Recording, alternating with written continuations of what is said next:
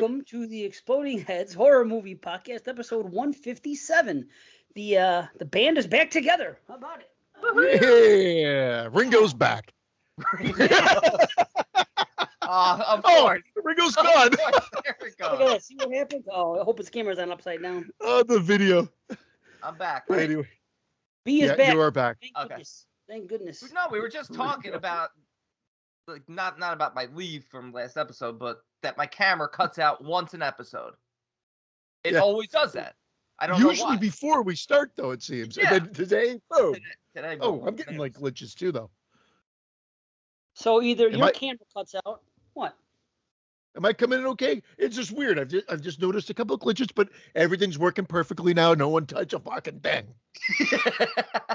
I'm not, I keep lowering my mic, man, because I was running out of breath. your mic is. You know, Am I too high?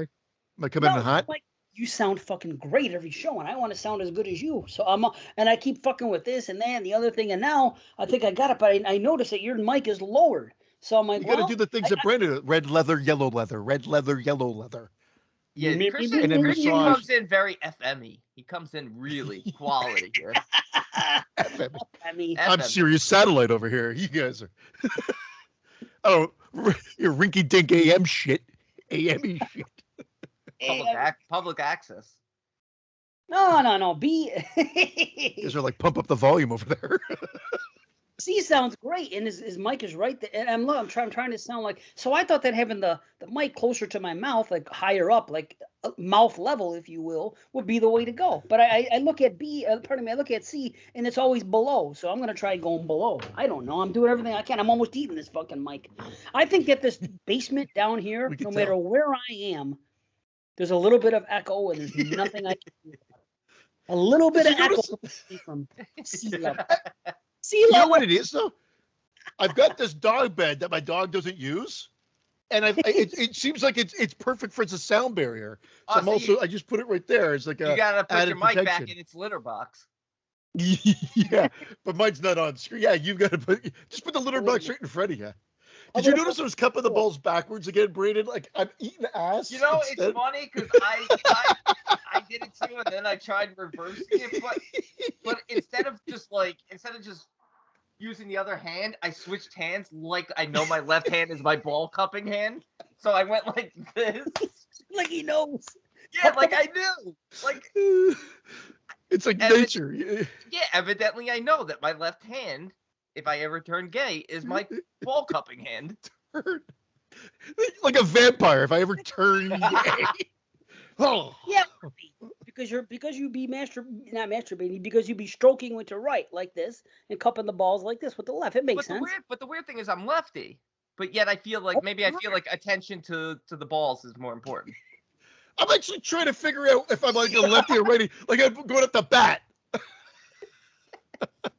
Well, no, see, you're going like this. You're stroking with your right because that's you're comfortable, and then because I'm sure when you take pleasure yourself, you use your right hand, unless you're B, you use your left. But you know what I mean. You use your. You switch it up. Yeah, this feels right. Oh man. Maybe I am a. Jeez, B, how big is this freaking thing? he's like 2 feet out. Oh, what is It's like this, a fucking trombone. Meanwhile, I'm like this. This is me. Yeah, exactly. More realistic. I don't know who be sucking up. Even Lexington Steel's not that huge. Okay, listen. Let me see. You guys made fun of me with that mic box, that thing that I built because of Watson. Now wait a minute. You said something about a dog bed. Now here's a pillow. If I hold this pillow up like this, does this make a difference? Do I sound more clear now with a pillow up like this? I can't hold the pillow up all show. Yes, yeah, he does. Yeah, you do. See? Okay, You should hold now it there the now- whole show. I'm going to get That's that. right. I'm going to put it up there. Hold on. You guys carry on without. I'm going to figure this thing No, out. I was joking. We were We're joking. fucking with you, Dave. We're fucking with you. You sounded no different. We just wanted Is to that no see- different? I'm just trying to sound. Dave, I'm sorry, Brandon. buddy. Brandon went with it.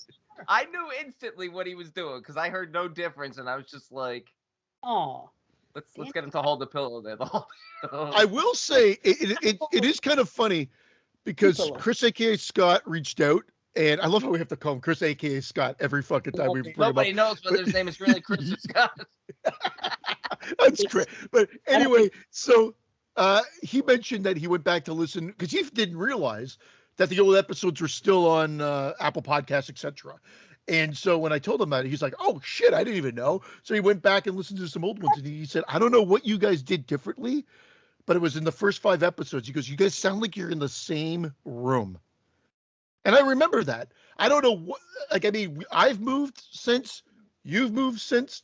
What 5 shows? Wait a minute. Stop it. The first 5 episodes of our show. Of this show, period? Of our show. And it's true.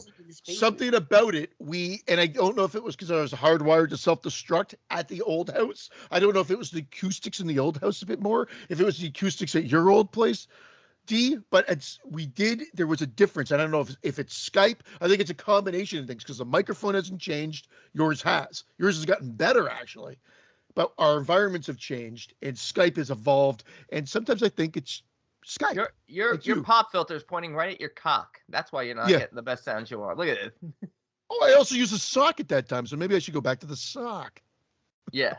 Yeah. I didn't move. I was supposed to move. I was supposed to get married and move in with my girlfriend, but I broke up with her because of the sound quality of those first 5 episodes. I can't jeopardize this, honey. You understand, right? Yeah. You'll find someone else. Good luck to you. Yeah, good luck. I'll see you at episode 200. Well, man, I think it's my basement, man. I think it's because I'm in this basement. There's literally nothing. At least this is a much better sound than I used to have in that other room, in that Friday the 13th room, when it echoed like mad. But I believe there's just a tad bit of echo, no matter where I am in this basement. But this is the only place I feel comfortable. I don't want to do it upstairs on my couch in my fucking living room. Plus, my family's around. You know what I mean? Yeah. I could lock myself in a bedroom. I have a spare room. I could do that if I wanted to. But I wanted this to be the place. This is my hangout. And I got the couch. You know what I mean? This is... Yeah, exactly. That's what it should be. But but C, you sound the same. You've always sounded great. And every time I listen back, I'm like, I just want to sound exactly like C sounds. You know what I mean? But maybe it's because you're recording. But I don't know. I think I had a nickel every time I heard that. Son of a bitch. I'm going to look at my thing here. Okay, let's see here. The volume is about a quarter of the way. Let's see. I love it. The BS show has become like our troubleshooting show. Everyone listens like, what the fuck is this shit? Here's how to assemble a blue snowball. Yeah. How does Brandon cup his balls again? Left or right? What did I miss? Where should the game be? On at all? It's like rubbing your belly and patting your head at the same time. I don't think I can do it. What do you think? See, what do you think? Where should the gain be? This gain control. I had it in the middle. Could I change that? Does that make a difference? Gain. Well, gain will make will boost up your volume, obviously, too. So that's not necessarily. Do you have a light indicator? Like, I never look at the damn light indicator, but when I look at it, like there, I went a bit red because I'm like looking directly at it and talking right into the thing. What light? The balance. I just say, do you have a light indicator on there? I've got a light that will go green, yellow, or red depending on how loud I. Directly on the microphone? You do? Yeah. Wow, that's high tech. Holy shit. I have the cheapest of the mics here. I got the OG Blue Snowball. It's a nice mic. It doesn't even tell me if it's on. Are you on? Are you fucking hearing me? 157 episodes. You know how I know that. I have a red light on my mute button. It's like right now it's red. If I press it, the light will leave and say that I'm on. I noticed that you guys sound the best when you press the mute button. That's what I've noticed for 156 episodes. I've never pressed it, so there you go. So I've got a gain wheel at the side, but all that does is that it just, if you play with it too much, like I got an indicator telling me that I'm coming in a little too hot. So you want to just adjust it. Does your volume automatically lower when you come in hot? I try not to do that, but yeah, my volume will adjust. If I get too low or yell, it'll go from like the 100% down to like 90 or something. You can have that, but it's ideal if you can kind of figure out the settings. That's kind of like automated, and it works, and it's good. and maybe I should do that, because then, those shows where I've come in over modulated, like I'll move my mic, come back, and I don't adjust it, and then I've done the show, and there's been 2 shows where you can't even hear me. No comment, Brandon. And I had to figure out a way to get around that. I had to layer my voice like a few times to get me up to some sort of audible listening level. And then there's others where I come in like, and then I'm like, oh my God. And I'm the one editing. I'm like, See, if I did that right stand now, this. what you just did, that growling sound, my volume would drop big time. You hear that little cut? I know what you're talking about. I don't. Yeah. I don't hear it in my thing. I see it in my settings, just in my recording settings. It's just automatic. I'll adjust it back up to 100%. You mean on screen? You're talking about? You have your volume settings on screen as you're Skyping? Yeah, like if I go to like change sound systems and I go to recording and I hit my microphone, it says check levels, and right now my microphone is at 100, which I keep it at 100 right now. And the way I'm talking right now, even when I'm talking like this, it's not dropping. If I go like that, it just dropped to 94 because I yelled. Yeah, it takes like a milliseconds to readjust, but yeah, you don't notice it. That's good. It's fine. It's working. Yeah, and that's Tech Talk. Tech Talk for the PS show. This is our TED Talk on Tech Talk. Before we get into anything horror, I just again, a quick hot take, because we were texting last night, and I watched the mini Saints of New York, and so did Dave. And Dave has watched it now twice and wants to watch it a third time, and he seems to love it. Newark. Newark, New I didn't say Jersey. Newark. I know. New York. I know. I said Newark. It's a combination. It's not Delaware. I went to school in Delaware, and it was Newark, Delaware, but it's Newark, New Jersey. Newark. Anyway, it is that. I'm not going to say the movie didn't have good components to it, but overall, it was a mess. There were just scenes that went nowhere, plots that went nowhere, but the acting was stellar, and there was a couple of great stand-up scenes. But overall, I thought it was a big mess. I'm so sorry that we cannot spoil right now, because I believe that everything you said, I can have an answer to. There's no other way to say this without sounding fucking arrogant. Other than that, there's nothing to be arrogant about. There's nothing to be arrogant about, but some people would be. About your knowledge of the show? Yeah. Okay, but I'm not knowledgeable enough that I know that there's other people out there that are more so than me. I wanted to make a video explaining everything after I watched the movie yesterday, before I even talked to you, just because of how much is actually happening. I wanted to make a video, and if I was like good at that stuff like you see with and I knew how to do videos and shit and have pictures come in and everything else, and I would have done something just explaining all the fucking the nods and what this meant and what that and all the tie-ins, and do it all, and what led to what on the show. But I'm thinking, I believe someone is working really hard on this right now, and if I do one, it's going to pale in comparison, because there are people, even though I've watched the show more than anybody I know there's always someone else out there, especially someone that's getting paid to do professional videos and shit like that, that's going to come out and they're going to put out a similar video. So I opted against it. I didn't want to. We're getting paid, but they're not professional. I also feel this played out like a part 1 to not the show being part 2, because I know everyone's like, of course it's the prequel, it's a lead up to then I want more. Like, the show that we saw. Yeah, well that's what I'm saying. Like, they have empty. many saints, so they'll probably do more saints. This is 1 or 2 more patron saints. Well, the many saints, you know what that already means, though, because the last name, it's translated. But I'm just saying there needs to be almost a bridge from this movie to The Sopranos still, because I don't know, like, sorry. I mean, there doesn't have to be. They could never do anything again, and that would be fine because I love it. But I truly wish there was a. First thing I said afterwards was, I wish this was a miniseries. I wish it was, instead of 3 hours, 6. I wish that this could be an actual series that they did with all these people now while they're at the age they're at. Yeah, but I mean, it's hard to do. Plus, he's always wanted to do a movie. This is the deal. David Chase has always envisioned doing a Sopranos movies. Now, initially it was supposed to be the ending of season 6, the ending of the show. It was supposed to be.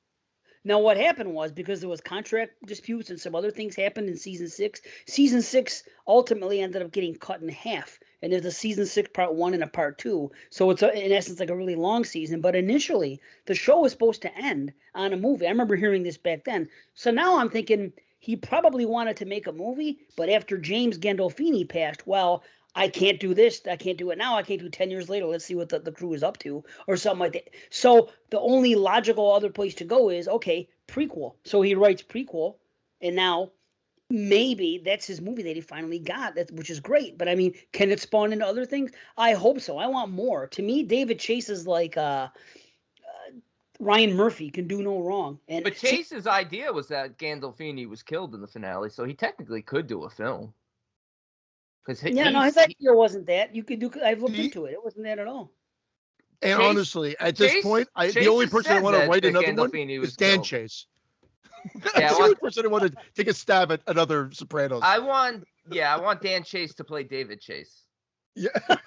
To play him. Listen, he's gonna be on camera. Listen, I'm not talking about the Easter eggs or the things that would play out into something bigger later, because those were kind of cool. I'm talking about just like story elements and structures just being abandoned and it just being dull in the middle and not being interesting.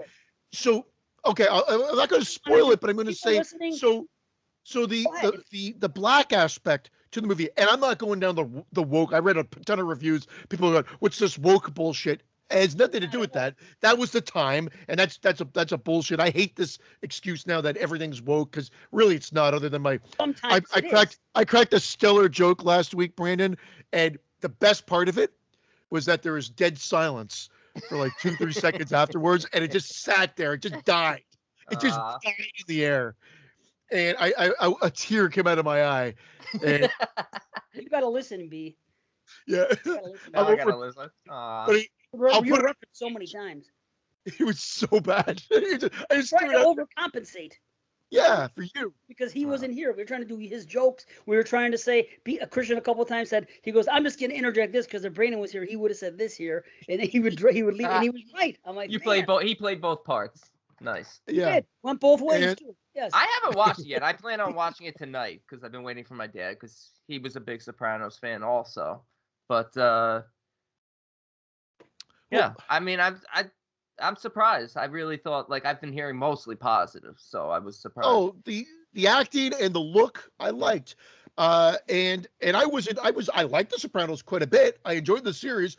I wouldn't say I'm a super fan, but my wife, Carrie, she was a super fan, and she was very disappointed with it too, like very disappointed. Yeah. And so the whole, again, since Brandon's going to watch it, I just wanted that I won't go into too much detail, but I thought that one aspect is literally abandoned. I don't even think that they did anything with the characterization or build. You could say it. Go ahead. You know me. The Black Rise factor. You mean? Okay, now listen to me. What? How was that was just what was going on at the time, and this set things up. Now there had to be a foe, right? The Soprano family. Well, listen to me. This is you still have to have gangster shit, and you have to have an antagonist and a protagonist, and what's the word I'm looking for? A clash. You had to have something there. A conflict. Now, you got to have conflict. I get it. Okay. Yeah. You had to have a conflict. So in the means of this family, the conflict comes later on in life. But the thing is, in this particular movie, they weren't going to have them feuding against other Italians because they never fucked with the five families. They weren't like that. They were a small crew. They never had a full-scale war, and this is addressed in the show, that they haven't gone to the mattresses since so-and-so. So to have a shoe-end fucking beef with some other Italian gang would have been too typical. But I like it. I like it. And I'm only interjecting because I actually like the setup and build for then nothing. What do you want? You gotta have your own. There's gotta be. Not nothing at all. You can't just have it float in like, oh, there's something that comes after this. Great, but we need resolution now for certain things. See, you're missing something, I think, because do you realize when there is a kill at the end of the movie, okay, who does it and why? Yes, but I still think Brandon, watch it. We'll get back. Right, but this is what I'm saying. That is the resolution. Somebody had to get a patsy. They had to get something to happen. And this guy felt he was betrayed by this guy. This guy felt he was betrayed by this guy. And then these people are over here trying to rise and do their own thing because you see hints of it throughout. And if you look at the riots and the stuff that's going on, our main guy, that I'm not going to say his name or who he was, he didn't even want to take any part of it. He was on a different level. He's like, this isn't getting us anywhere. I want us to rise above. Meanwhile, his wife is telling him in bed, oh, you're a riot, this and that. He goes, you think that a black man's going to do this one day? You think this? So this guy is the only one from that got out of that and wanted to take it to the next level. He even started getting involved with the righteousness and that crew there when they were talking about, Good. That's okay. I guess that's what it is. It's like you've got this thing like throughout, which you need because, like you mentioned, in conflict and whatever. But it doesn't take away from the fact that the final product I felt had just like great scenes, and great acting, just with like scenes that I felt like they went nowhere, and then just a time frame that went on. You know when you always say you fell out of the movie. I fell out of this movie. I started going, what? I turned to my wife. I go, what the fuck's going on here? But I didn't want to, Wow. That's why she didn't enjoy it, because you're yelling at her during the movie. She's like, shut the fuck up. I'm trying to watch I'm this. so worried. I go, is it just me? She's like, no. It just is like falling flat. She goes, something's just not, like they just are like grinding gears or something at this point. We need it to the next level. And there's a couple of, without spoiling it, I'm dancing around like the brothers being the same.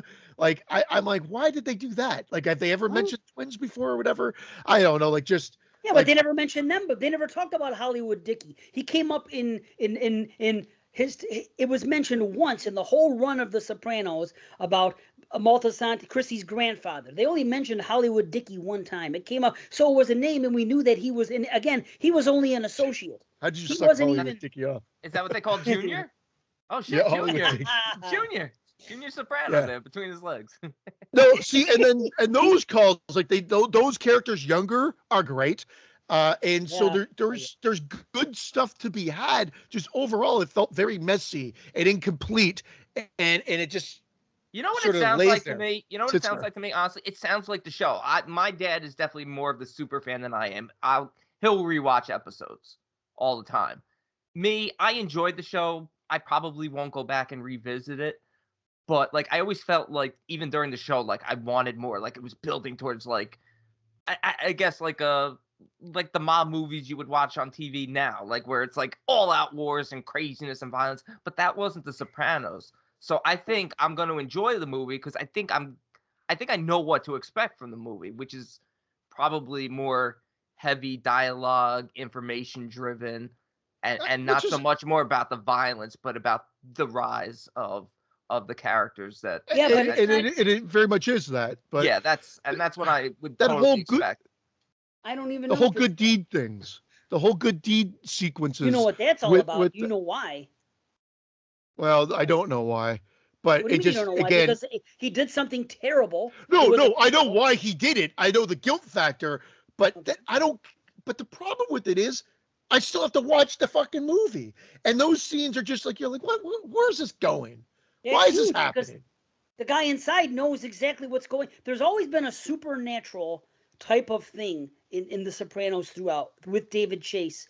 There is always, and David Chase is like, you know what people say about not Alfred Hitchcock, Stanley Kubrick, how everything, there's nothing done by accident, every placement, every this. That is how David Chase is. Everything that you see and everything that he does, even a picture on the wall and a line that's executed here and is executed again later on in the franchise, and the way there is so much depth that I don't think a casual observer of The Sopranos can sit and watch it. They're not even gonna. That's why I said, to me, this is how I summed it up. I told my brother, and I will confess to this: the first 45 minutes, my brother looked at me and he goes, "Man, I don't know about all this and what's going." Because when we saw all this stuff going on with the riots and the black folks and all that being involved in, I'm thinking, what does this have to do with anything that's going to happen later? I was thinking it too. I didn't want to think it, but then when it all wrapped up in a bow, I was like, "Bravo!" And when the movie ended, I liked the build, and then it just didn't. I felt like it just.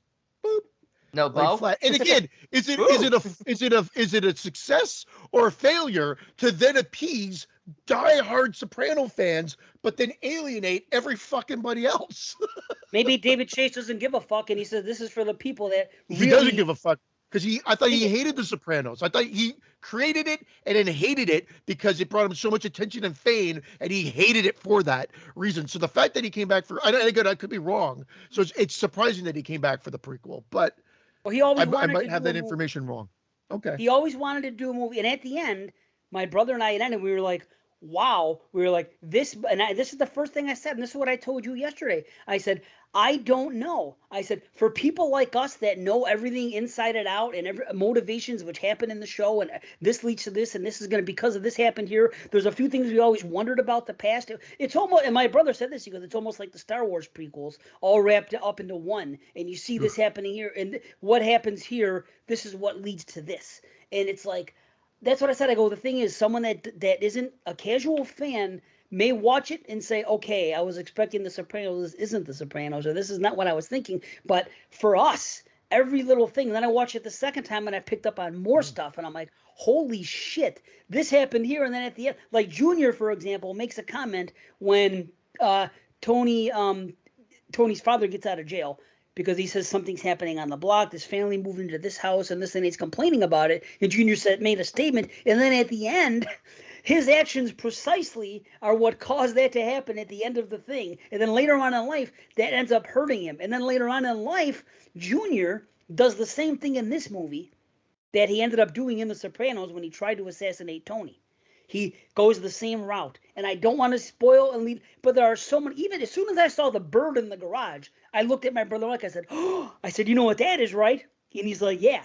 And it's just, see, but they called attention to the bird, and I almost wish they didn't. They kind of brought it a little more in your face later. There was a conversation someone said about the bird, and I almost wish they would have let it go. That was the one that they took, and they kind of explained a little bit, but there are like a dozen other things that just happen, and unless you know all this stuff, you're not going to know what that little freaking thing meant. That's what I'm saying. Everything David Chase does, and I listened to the podcast with with Michael Imperioli and Sharippa, from the show, and they say it all the time. Anytime there's questions or they're talking to someone else, they interview people on the show, the cast director, this, that. They have different guests, and they all say, well, we all know that everything David does, nothing is by accident. Everything is done with intent, and it's going to lead to this, and there's a payoff. And it's true. And I didn't know that until listening to that. Now I looked at the show in different ways, and they give examples, and I'm like, holy shit. So then I go back and I watch this, I go, truly, that is right. Everything does lead to something eventually on the show. And if you're as familiar with the show, you'll love it. However, that's what I said. I go, for the casual guy, I could see somebody watching it and saying, I don't get it. But I'm thrilled. I'm beyond thrilled with it. It's still gotta be its own thing. And I mean, don't get me wrong, it is evident. Obviously, it's its own thing. The downfall is it doesn't actually have resolution in the sense of I find there's just too much open-endedness to it, and it needed to have certain resolution and certain build. I feel like it's just scenes thrown together that eventually come to an end. It needed more Journey soundtrack. Yeah. It'll be interesting to see your take. And the music. Some music choices that were used. There was a music choice used in this one that was used in 2 other Soprano episodes for similar moments. Things like that. And there's a reason for it. It's just like the members only tie-in from episode 1 and then later on and then the way it ends and everything. And there's always this little bit of supernatural thing that's built in there that some people, like I said, they may not know about. And then when they talk about the dreams and what that leads to, and this is what I'm saying. The Sopranos can be viewed at face value, or it can be viewed, if you've seen it so many times, some things you can't help but notice because you know the dialogue so well, but we can't spend too much time. Hopefully another time. I know, but I agree. Do spoilers. Because I want to answer your questions. I want to answer your questions, and I want to show you why this has everything to do with decisions that are made. Yeah, why you're this wrong. is all about motivations which happen later on in the franchise. That's but all I'm not. See, I'm not. I don't think I'm arguing that. I think I'm just arguing that this movie doesn't have a beginning, middle, and end in a traditional sense that actually feels like there's growth and resolution for what we're actually witnessing at the beginning and middle. Like that's where I'm going with it. Like, but it'll be interesting to see what Brandon's take is on it as well. Yes. All I'll say is that after this ended, my wife and I then caught up with Ted Lasso and The Morning Show, both the newest episodes that just came out this week, and I was thoroughly entertained by both of those, and they were fantastic. And I actually didn't like the first 5 minutes of Ted Lasso because I kept rethinking back to the movie I just watched and said, why was that such a disappointment to me? And then I just shook it off and enjoyed the show for what it was. Which is what your parents used to say to each other. Why is he such a disappointment to me? So wait, the morning show. The morning show isn't like an AM show with fucking this person and that person. It's on Apple. It's on Apple TV.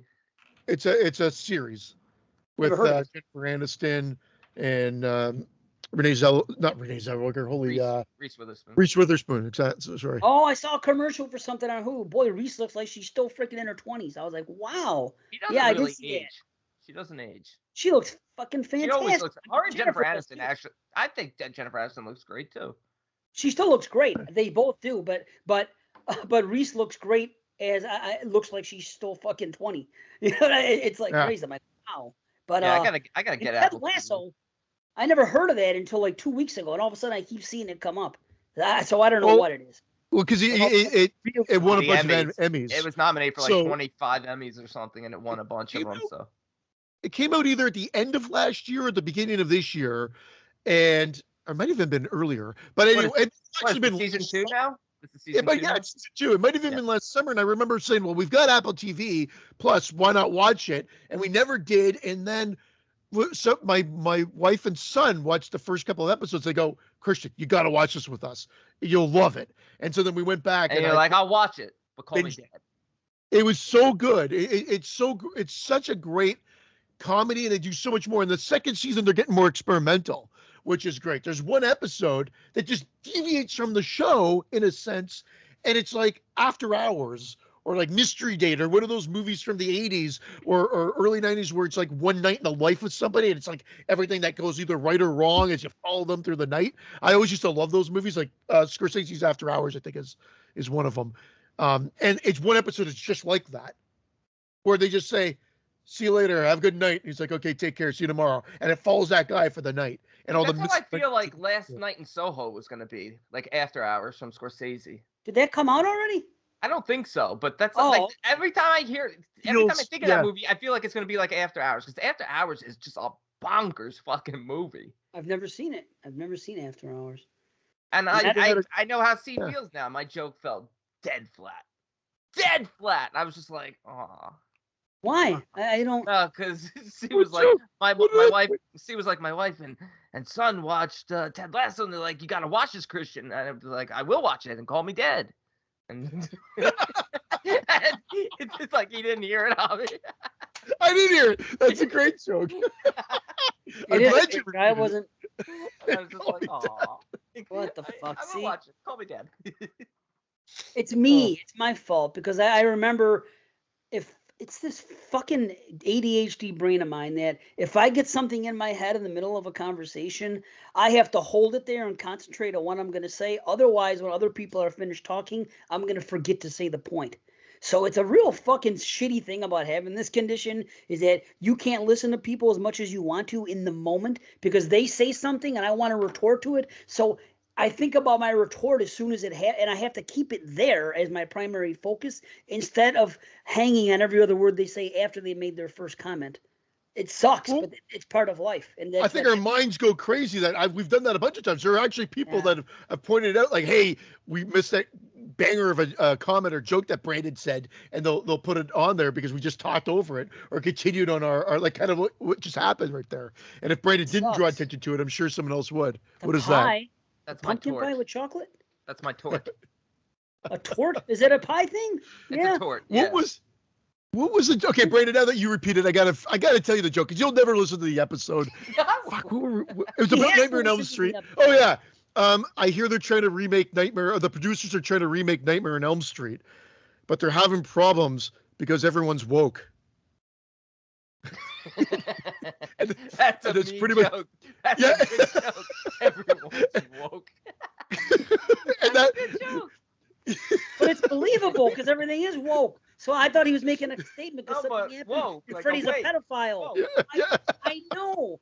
But because he's getting mad now. Yay! I finally get my dude. Because then Gary's like, "Oh no, it didn't go over my head." I'm like, "Well, then that just means it was a horrible joke."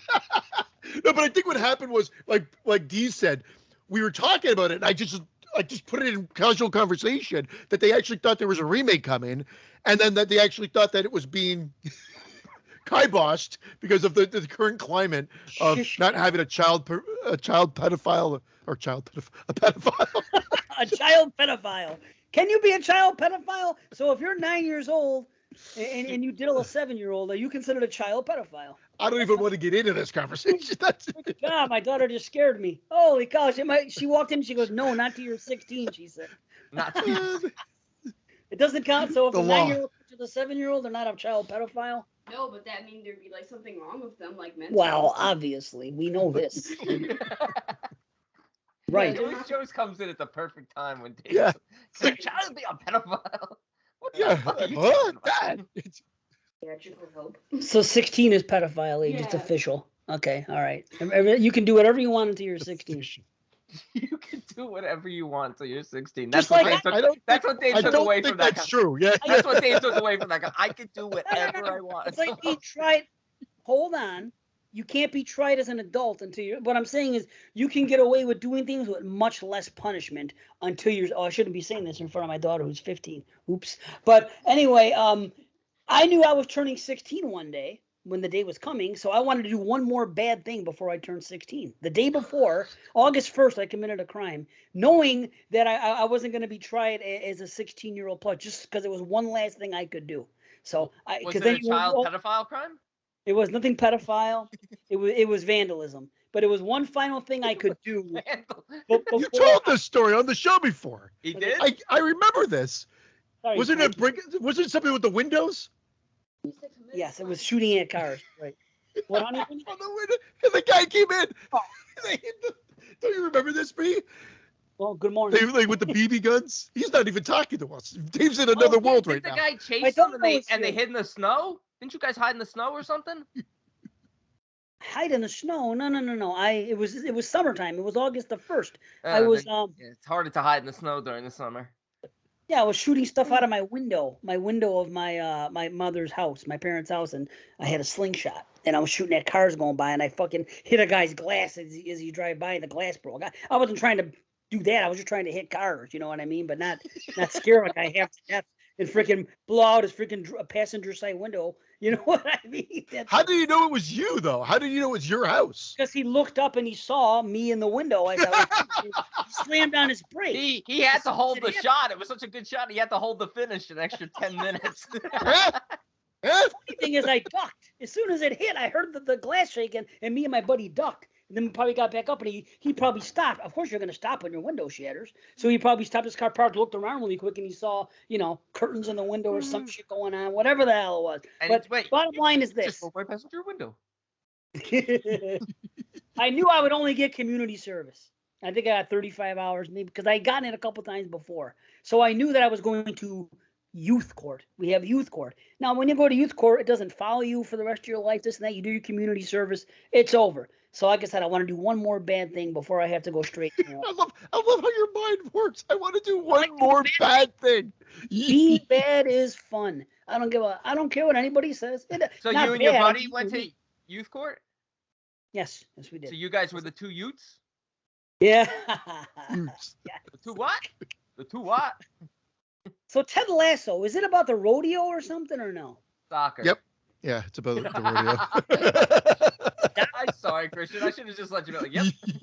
Yeah. Just like No, it's about just like the pillow. So it's not about the like rodeo? no, it's about like two American Cowboy? coaches that have been brought over to the UK to coach soccer. And forget it. forget about it. It's fantastic. I don't like It's- the name. it's Ted great. Lasso. I don't. With a name like That's Ted his Lasso, That's his name, though. dumb. Why it's a creation. Why name him Ted Lasso? Why not name him freaking Ted Hogan? You know what whatever. Or why even call it? You would think it was a wrestling show if it was Ted Hogan. Why Yeah. why not call it Coaching UK or some clever fucking thing? I don't know. Coach in UK, that would have been more clever, yeah. No, but that's off the top of my head. I'm You know gonna, what? I gotta kibosh this conversation. I don't like when Lasso they is do that. probably like how he rounds up the troops and gathers up his team. It's probably meant to be a play on the word lasso, but like you're the thinking Pied of Piper. yeah. Okay. All right. The, All yeah, right. the That was Pied the Piper. original name.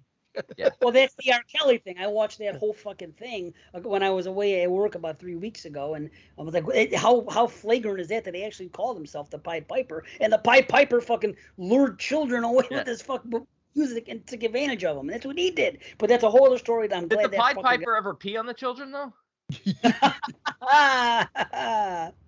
The Pied Peeper. Yes. The Pied Peeper.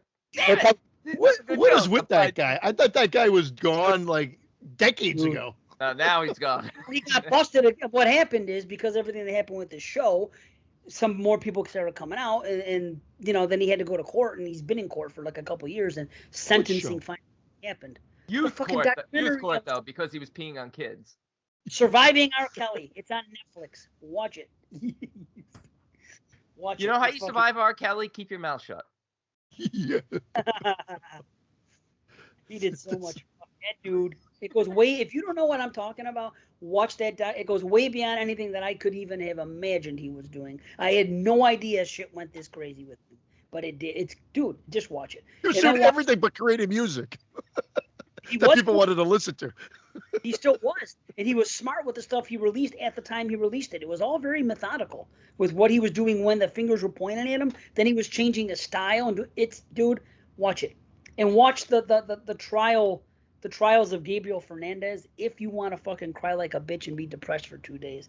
Because I'll tell you what, that fucking show, I've never watched anything that fucking fucked me up as much as that show did. That's on Netflix, right? What's the name of it? Sorry. Trials of Gabriel Fernandez. Well, why do they call him Fernandez? Why don't they change his name like Gabriel of Lasso? It's his real name. He's a person. That's why. Who would be named Ted Lasso? Is there a human being walking there with the last name of Lasso? And if your last name is Lasso, you better get involved in the rodeo. Wasn't Lasso the dog? The dog that saved Timmy from the well? Come here, Lasso. Come here. Oh, Lasso. Yeah. Lasso. Is like Surviving R. Kelly on Netflix too, or no? Yes. Okay, they're both on Netflix. It's just like John Wick. I never watched John Wick for years because I thought it was a ridiculous name. What, do you think he's running a Yankee Candle or something? I have no idea. But why would you name a guy John Wick? I'm just saying it's not marketing. John Wick is pure entertainment. You're missing out on just pure entertainment. I know. I watched 1 and I watched part 2. Okay. I'm going to watch part 3. I'm in the minority of thinking part 2. Honestly, I made a really shitty review, and I'm in total minority here. John Wick 2 is like watching your friend play video games. It's like sitting back and like going, okay, do I get like can I play now? Because like it's just like you're just watching somebody play, and it's frustrating. It just the end of John Wick 2 is one of my favorite scenes in movies. I feel it's so awesome. Just when they put the hit out on him and he's walking through the park. And he's looking at everyone, and everyone's looking at him. Basically, everybody in the park is like a hitman or a hit woman. Yes, I like the first one. And I actually didn't mind the third. Everybody thought the third one went off the rails. I like that one. Went off the rails. 2 is the one that's not liked the most. More so. They're all nuts. Oh, I thought it was 3. I thought people put 2 as like on this pedestal of action. Again, it's the vibe I got anyway, but that's why I was so looking forward to it because I like that shit. I like the Expendables movies. I'm looking forward to this 4th one that's coming out. Did you just say Expendables? Expendables. Maybe I did. I was talking so fast because there's so many things. Yeah. Cut to the Expendables. Cindy Lou Who. Here's the argument. We can't even start asking people about Rocky 4 versus Nightmare 2 because Nightmare 2 isn't getting a director's cut that's coming back to theaters for one day and this big hoopla. Rocky 4 wins hands fucking down. No, it doesn't. That's why. See, I was thinking about this in the shower today. I go, Sylvester Stallone. You think about Sylvester Stallone in the shower. Yeah. That's all I go. I was thinking about Rocky 4, and I was thinking to myself, I know why. There's no way he would dare touch Rocky 1, 2, or 3 because of how good they are. He probably went back and saw 4 and said, well, what the fuck? We shouldn't have done this. We shouldn't have done that. He might have sat down and watched for the first time in his life Rockies in a row. He might never, because, a lot of actors don't watch their movies. He might have watched 1, 2, and 3 and was just moved by them, and then watched 4, and he said, what the fuck did we do here? we got to change this. We got to take this. We got to do this. Let's change stuff and put out a better movie because I'm not happy with the one we got. That's not a bad argument. That's not a bad argument. I will. Yeah, but I think he saw it and realized they trimmed it. Yeah, that's what we need. 5 is the one that he knows has been a universal disappointment. 4 is universal, like is pretty much loved. I think he realized they trimmed it down so much because they took out the drama that you guys were talking about that was missing. Well, actually, Brandon, you didn't say it was missing. I think you did. That was just like how Rocky looks in that. We were talking about him last week, how lean he was in that movie. They trimmed that movie down. They cut every bit of fat off that movie to get it like boom, boom, boom, montage fight, boom, done, in, out, done. And I think now he's going to put some of that dramatic element back into it because 40 minutes of additional food.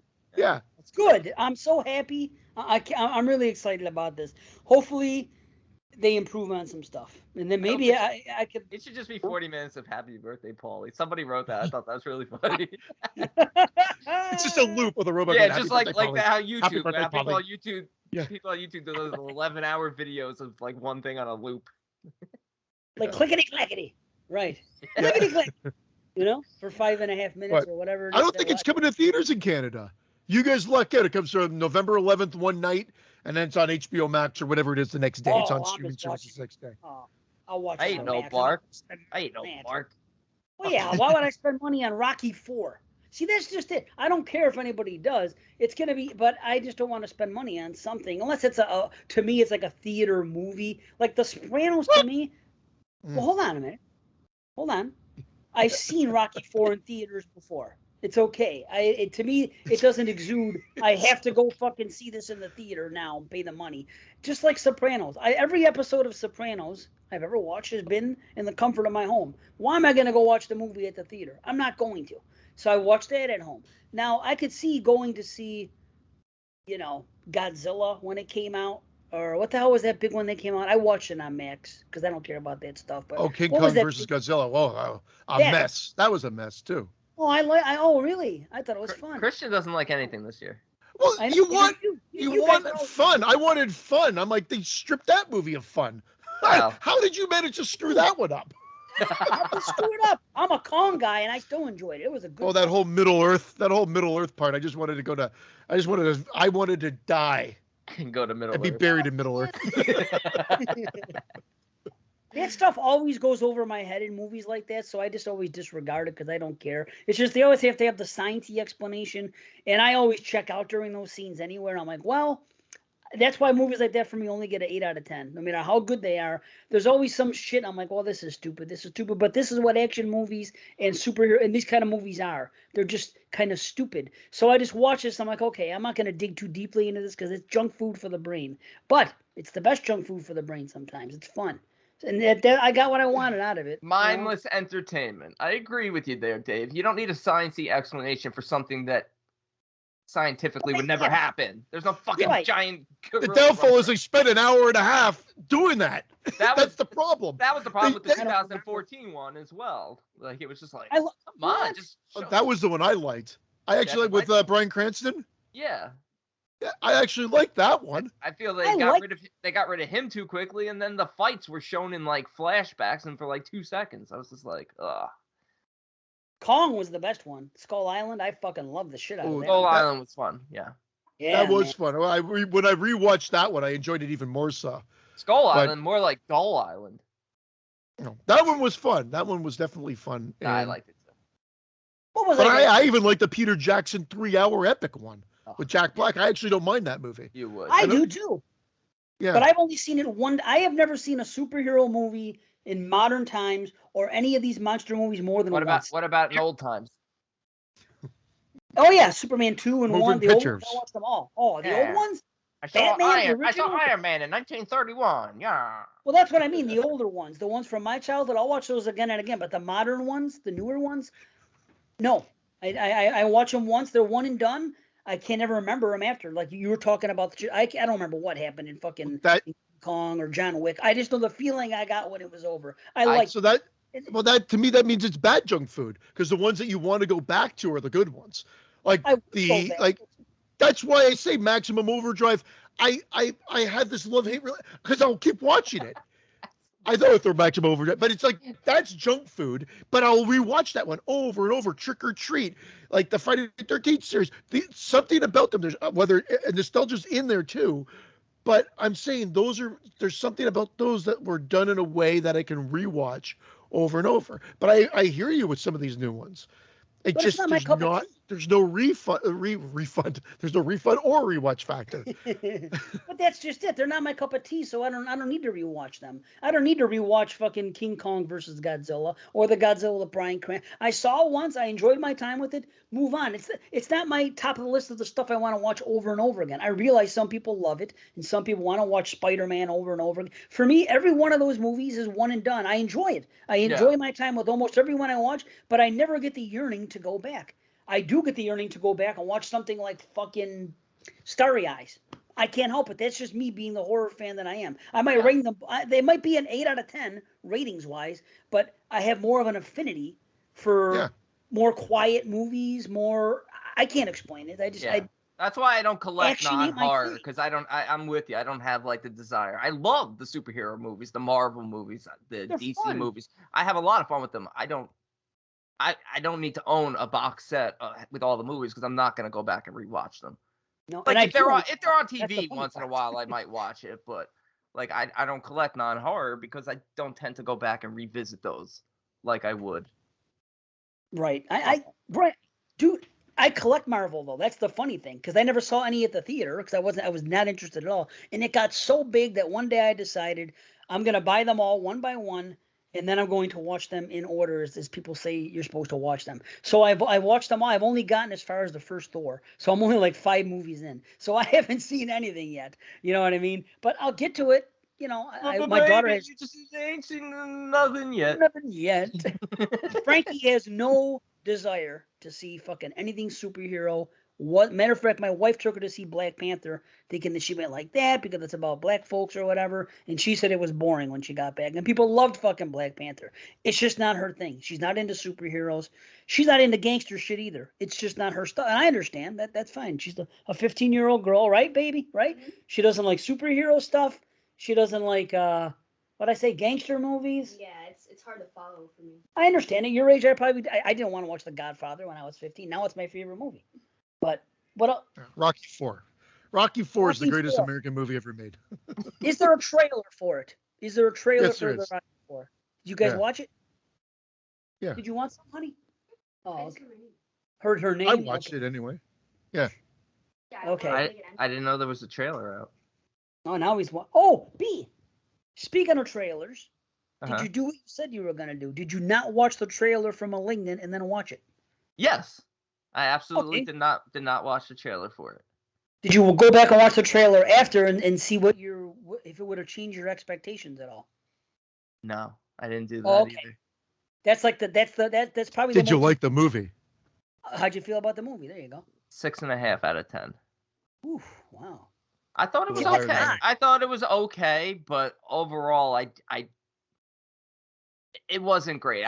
People are blowing it. Some people are hating it. But a lot of people, like I see a lot of people like 9.5, 10. I'm like, really? I'm like, it was okay. It had its moments, but I don't see it either, man. I think you sound like you enjoyed it even more so than I did. Yeah, I didn't hate it. I didn't hate it by any means, but I just the moments. No, that's what I was like, Brandon. I agree. Like they're like, oh, there is a massacre scene that looks like a fucking cartoon. And I get it. Yeah. Yeah. The whole Terminator scene. The prison scene. It reminded me of that prison scene. Sorry. Go ahead. No, I'm sorry. I interrupted. But I was thinking of The Invisible Man when it happened. But it didn't bother me. But that's what it kind of reminded me of. That scene, The Invisible Man, when they're walking on the thing and things are happening. I'm thinking, well, this is just modern filmmaking. That's what it's not my favorite look of it, but this is what movies have become a big budget. But anyway, sorry.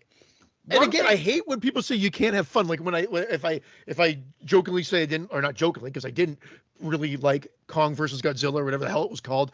Oh, it's just a fun monster movie. And this is, well, Christian, you can't have fun in the movies anymore. No, I can definitely have fun.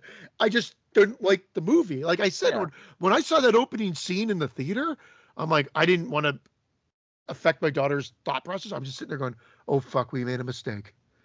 I'm like, I could tell right from the opening scene, this was not going to be my. Of what, it was Malik? the pacing was off. Yeah, the pacing was off. It was obnoxiously loud, which you'd think I'd like, but the reality was it just something was not right. I could tell the acting was off right out of the gate. I'm like, oh no. I just got the sinking feeling, and then I'm like, okay, it's just the opening. If it was supposed to be a hook, it didn't work, but let's give this movie a chance. And then they got in with a relationship with a girl, and I just thought that something was off with the timing. Something was off with the acting, and then with the sister element. And then I told you, my daughter chimed in and goes, "Are we in the right theater?" And I've made this joke before when the girls say like, "I was adopted," and it's like the singer's like, "Dun dun dun dun." I'm like, what the fuck are we watching here? Did you do that out loud in the theater? We were only one of we were the only ones in, and then like two other couples came in, or three, and then a couple, and then ultimately, but they were all scattered because it was all the social distance stuff. And I almost wanted to, but I was laughing throughout the whole movie, at the movie. I was like, this is ridiculous, and my daughter was too. Like we were just like. I jokingly said I felt bamboozled because everybody was saying how much they enjoyed it. I'm like, well, that many people can't be wrong. And I was going in totally hoping to love it because I could have watched it at home. But I went in, I said, I go support it, went to the theater. And I went to the theater and I'm like, oh, fuck. I watched it at home because I ain't no Mark. Yeah. Well. That's okay. Go to see that's that. That's it. It was. You know? The one thing that bothered me most about this movie, and people keep laughing at me that I keep bringing it up, but the wigs. I felt like every character was wearing a fucking wig, and every character. Wow. Oh man, if you go back and watch, like every character is wearing a wig, and it's awful. And then it culminated at the end in the prison scene with Zoe Bell's wig. They made her look like a butch lesbian. You probably didn't even realize it was Zoe Bell. Wow, I never ever see wigs in movies, and I always. Oh my god, I never see him either. Here it was just like every character, even like the young girl who played our lead character is an actress, and she's a little blonde girl. She's probably like 15, 16 by now, but she's got blonde hair, and then they have her in the darkest, most ridiculous looking wig in this. Like I'm like, I get why the main character has to wear a wig, given the big reveal, but it was like bothering me. I'm like, what's with all these horrible wigs? Wow. Dude, it's funny. I didn't even realize. Sorry. We're talking over each other today. We're all excited. We're all back together. We are excited. You go ahead. It was another wig comment, but I'm kind of like with D. I never noticed wigs either. Unless it gets pulled off someone's head. What about Merkins? No. Like, I didn't even know Laurie Strode. I didn't even know Jamie Lee Curtis was wearing a wig in Halloween 2 until horror fans, and I just said, what a horrible wig she's wearing. I'm like, holy fuck. She's wearing a wig? That's a good wig, because I didn't notice that. I don't want to notice it. Do you ever notice earwigs? In the tub, yeah. I never notice wigs, and most of the time, I don't notice bad acting. It's very rare that you'll see me bring up a bad performance. And every time I do, I go, well, you don't hear me say this much, but every time I hear people complain about somebody's acting or somebody's wig, and I'm always sitting there, or somebody that has an accent trying to sound English and not doing good, I never notice.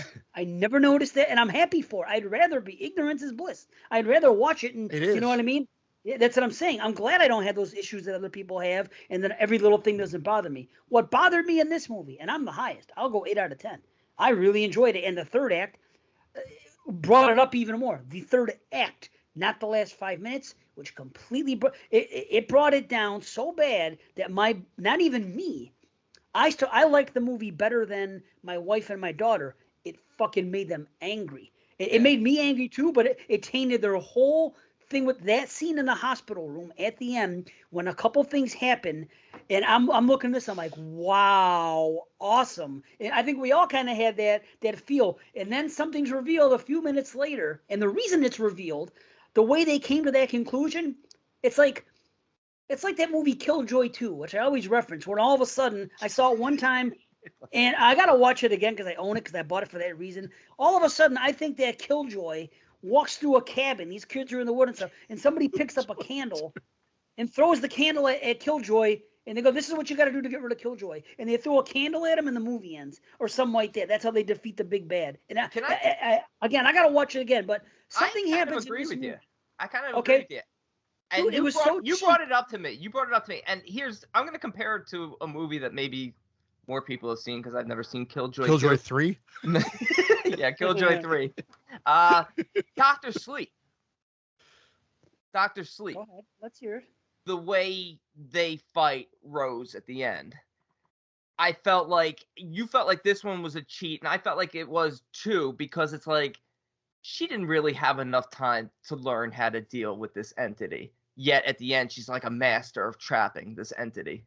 Because she's a Jedi, so to speak. She's the shit. Exactly. Whereas in Dr. Sleep, the way they use it, they've been mastering their powers for years. That's how I felt. It's different. They're not as strong as she is. Like I said, I compared Dr. Sleep to the Star Wars thing, and in this one, you're dealing with an Emperor, a Vader, and a Yoda.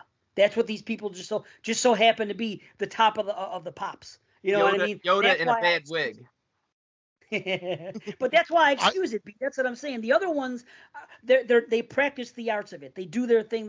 But they don't have as strong a gift as Danny as Abra. And then I guess that's the point I'm making. Dr. Sleep does it right, whereas this doesn't. I'm totally agreeing with you. And I get why it's a cheat. I didn't enjoy the movie enough to care either way, because you told me it probably wasn't going to bother me. But I could see why it bothered you and why it bothered Frankie and Irene. I could totally see it. Dude, yeah, I could totally see it. I could totally see it. And they showed the blonde girl. Did they show that blonde girl again? My daughter goes, lame. Yeah. And I and then my wife said, dude, yeah. I was right there with them 45 minutes earlier. Just that, I'm telling you, man. It was a cheat. Just with the massacre. I can't believe I waited for this. You know? That was such a weird way to do it, to be honest. But at that point, I was kind of with B. I didn't care. I didn't care at that point. I go, get me out of this theater. I actually checked my rating on IMDb. 4 out of 10. 4 out of 10. I failed it. I did not like this movie at all. I did not. There was one time frame where I thought I was like, oh, here we go. I think when it started in the cell and all shit was starting to hit the fan, I'm like, oh my God, this is gonna be cool. This is gonna be cool. Oh, they fucked it up. I had a Dave Z moment. I had a Dave Z moment during this film. What the fuck is happening? I had a total Dave Z moment during this film. Okay, so the woman who's kidnapped and tied up, who we eventually learn who her identity is, she's doing that underground tour. Yeah. I thought that she was the other girl, and we all did. Yeah, well, they did good casting by that and matched the wigs really well because. Well, wait a minute. Does she have a job or not? Earlier they said she was doing this. Now she's working here. Is she a nurse or is she this? I thought the lead of the movie was also the girl in the fucking giving the tunnel tour, and so did my wife and daughter. No, that was the mother. That was the mother. Her mother, who gave her up for adoption.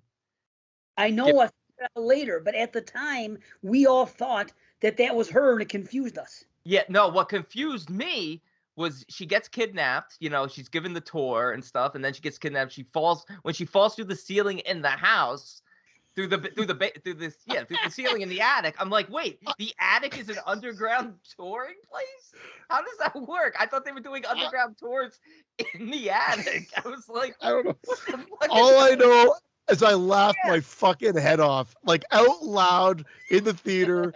I was like, what the fuck? It was so laugh-inducing, those sequences. But it was, I said, because I don't want to be a total dick. And I'm like, I'm glad people have loved it. I'm just shocked at the amount of love this is getting. And then all of a sudden you'll read little threads that suddenly go into, like, this movie sucked. What are people talking about? And I'm not commenting on any anymore, because God forbid you put your opinion out there now. I'll put it on the show. That's what I say. That's what I said. I'll talk on the show. I don't need to talk online. I don't need none of it. And no one's going to argue with me here. Even if the three of us disagree on something, it's only going to go so far. We're not going to. We don't get angry about it. That's for sure. Sounds like we're all 2 points apart from each other. So. Yeah, it is kind of weird though. Yeah. But again, 460. Dude, this is what the whole Giallo thing.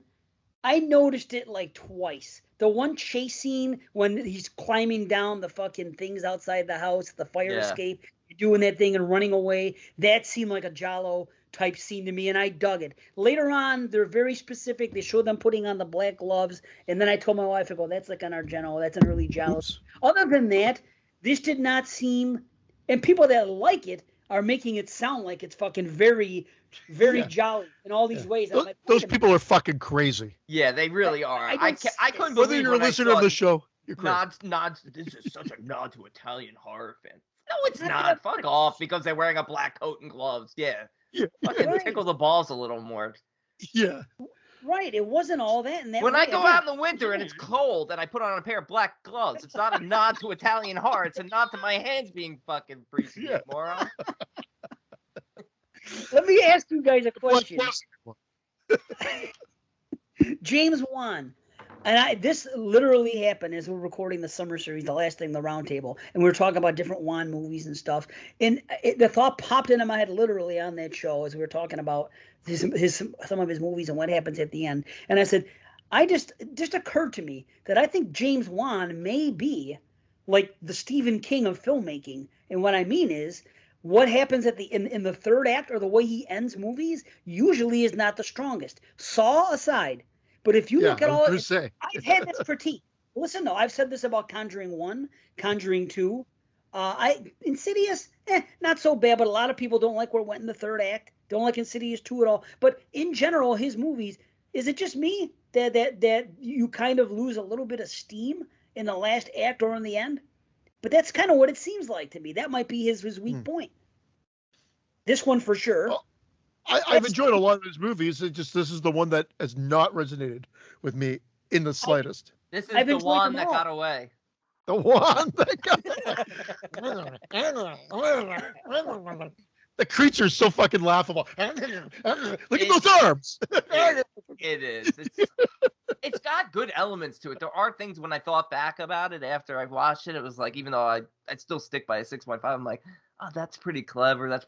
But then some of it was just so over the top ridiculous. I was just like, it's just okay to me. Yeah. Fine.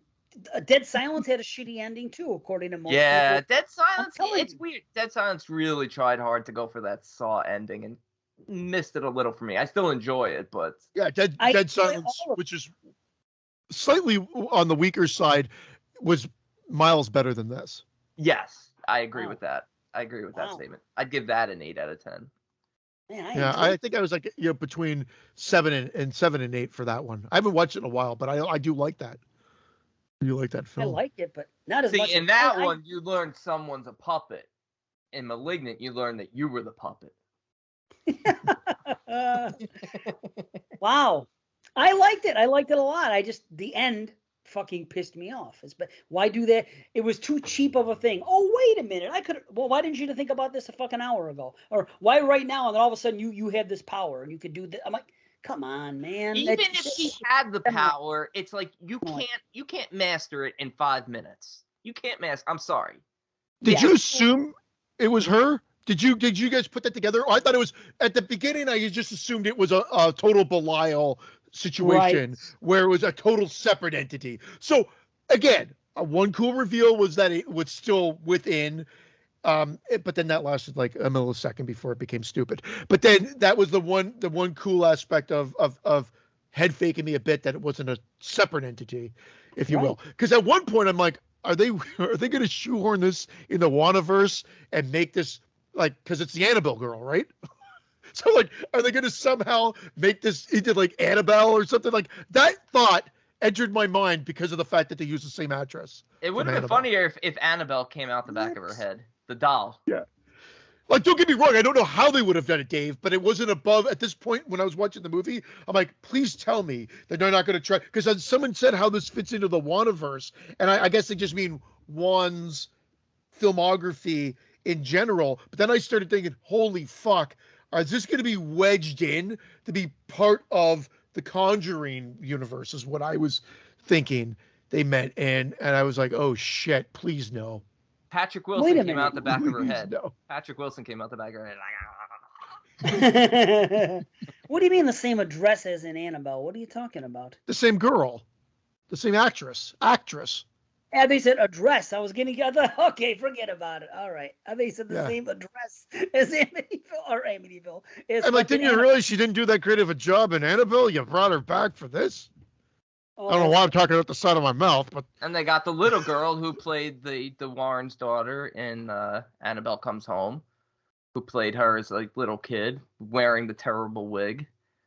Oh boy, here you go. Yeah, they used a lot of the same actors, but it was just. Actually, wow. I take that back. She was good in Annabelle. Remember, I think that was she was the saving grace of Annabelle. Her performance was actually pretty good in a fairly kind of blah movie.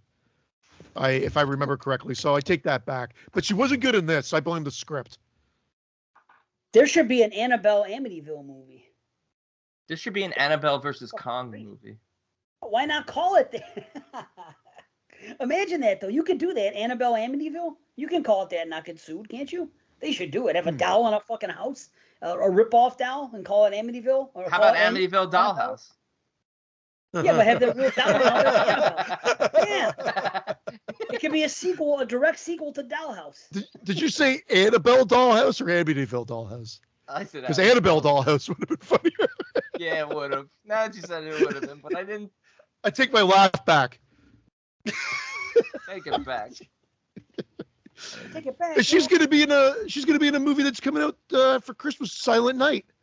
It's a comedy drama horror. Camille Griffin directs, and I wonder if that's gonna be good with so Annabelle Wallace is in this one. I'm confused. Annabelle Wallace, somebody's name is, and they're in the Wan film. That's the actress's name. Who was Annabelle? How?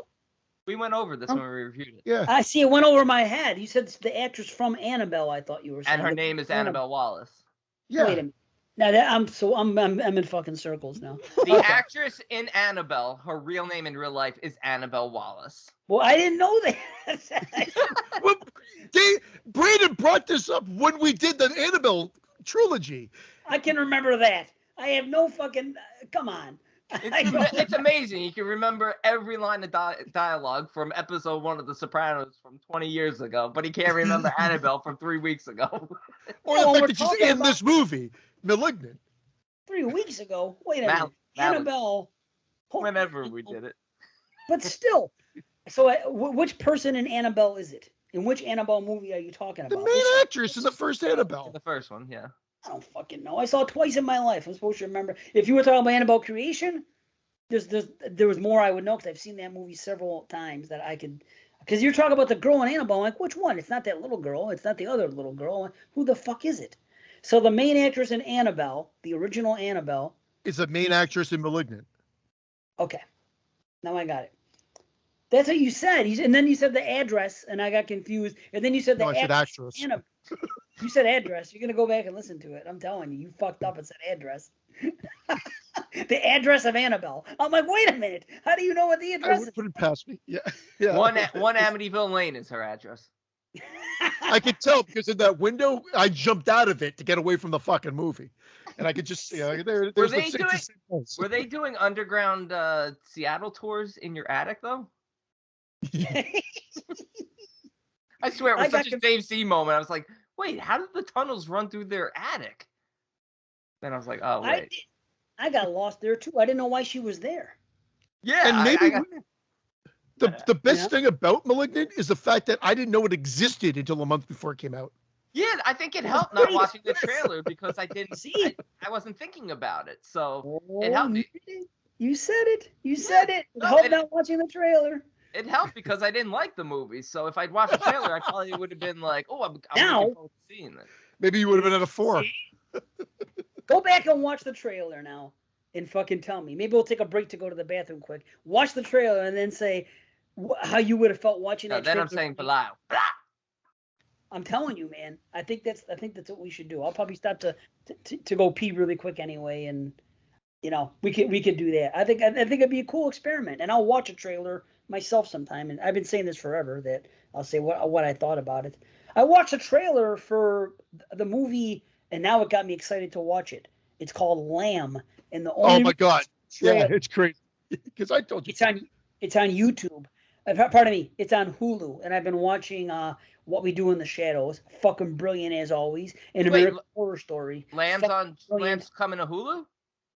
I have no No, idea. the trailer is playing. It's at A24. I told you guys to watch. I told B to watch it because I didn't think Dave was gonna watch trailers. I haven't watched the trailer yet. I'm a little sheepish on it. Hey, I'm out. He's back, everybody. Thanks, guys. He's back. I'm gonna hightail it out of here. I'll give you 2 laughs for that one.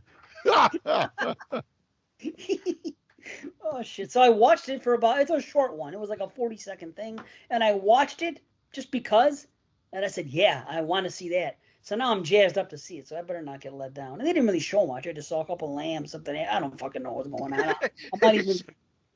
They spoiled it. I know that's the bad lamb. Oh wait, I have to read you guys this message we got. I will only watch the lamb trailer with some mint jelly.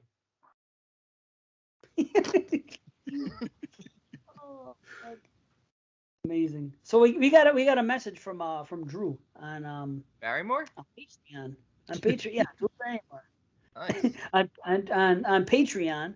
And again, you guys, if you message us on Patreon and say talk about it on the show, do it. Send us an email.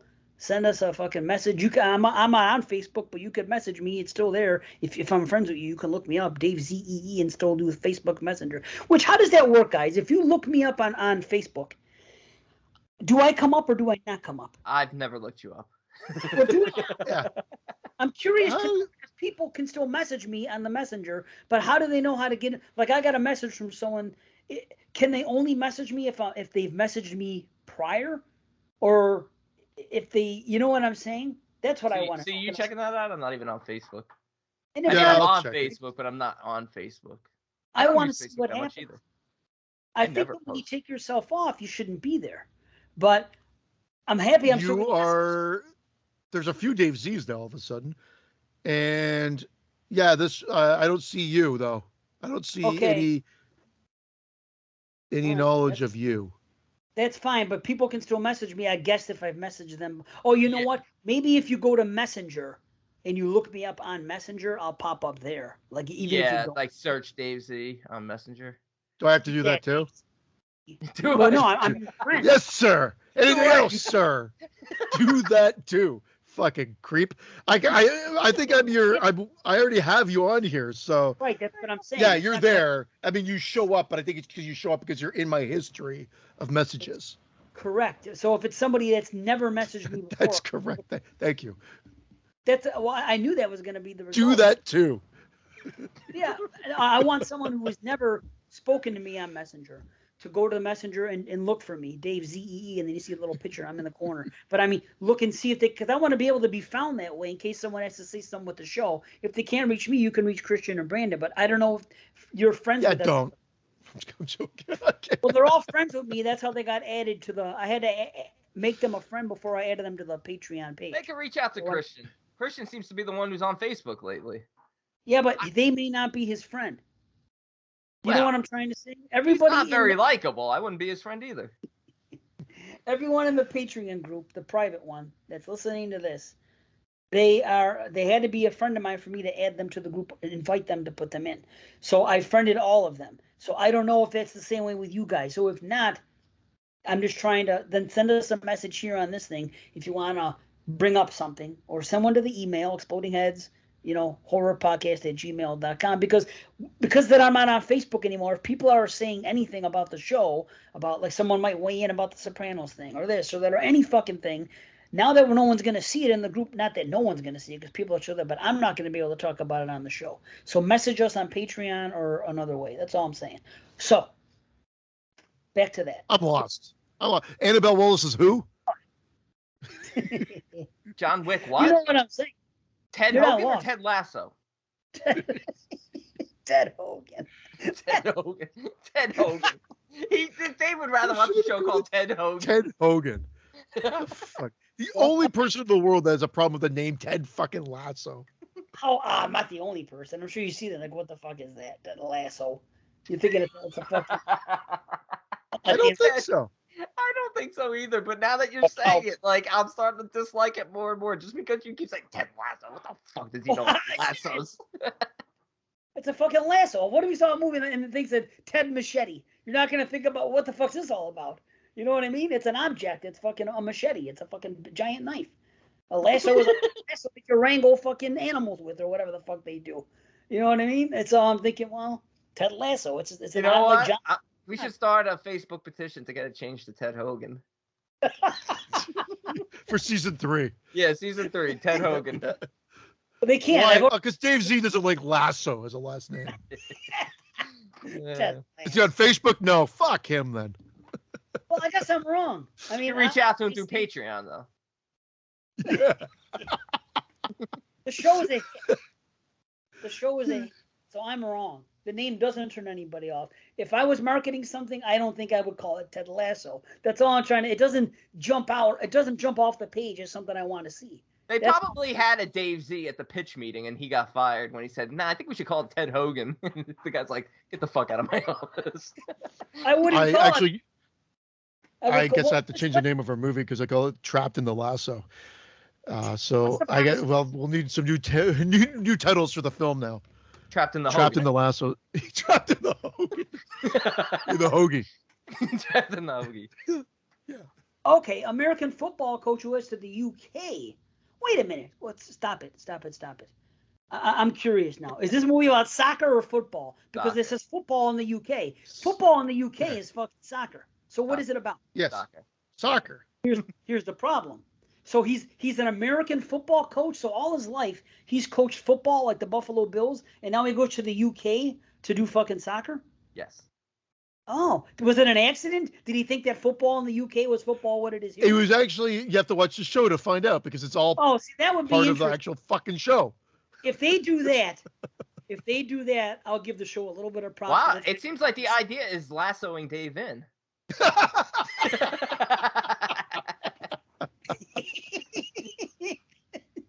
And there you go.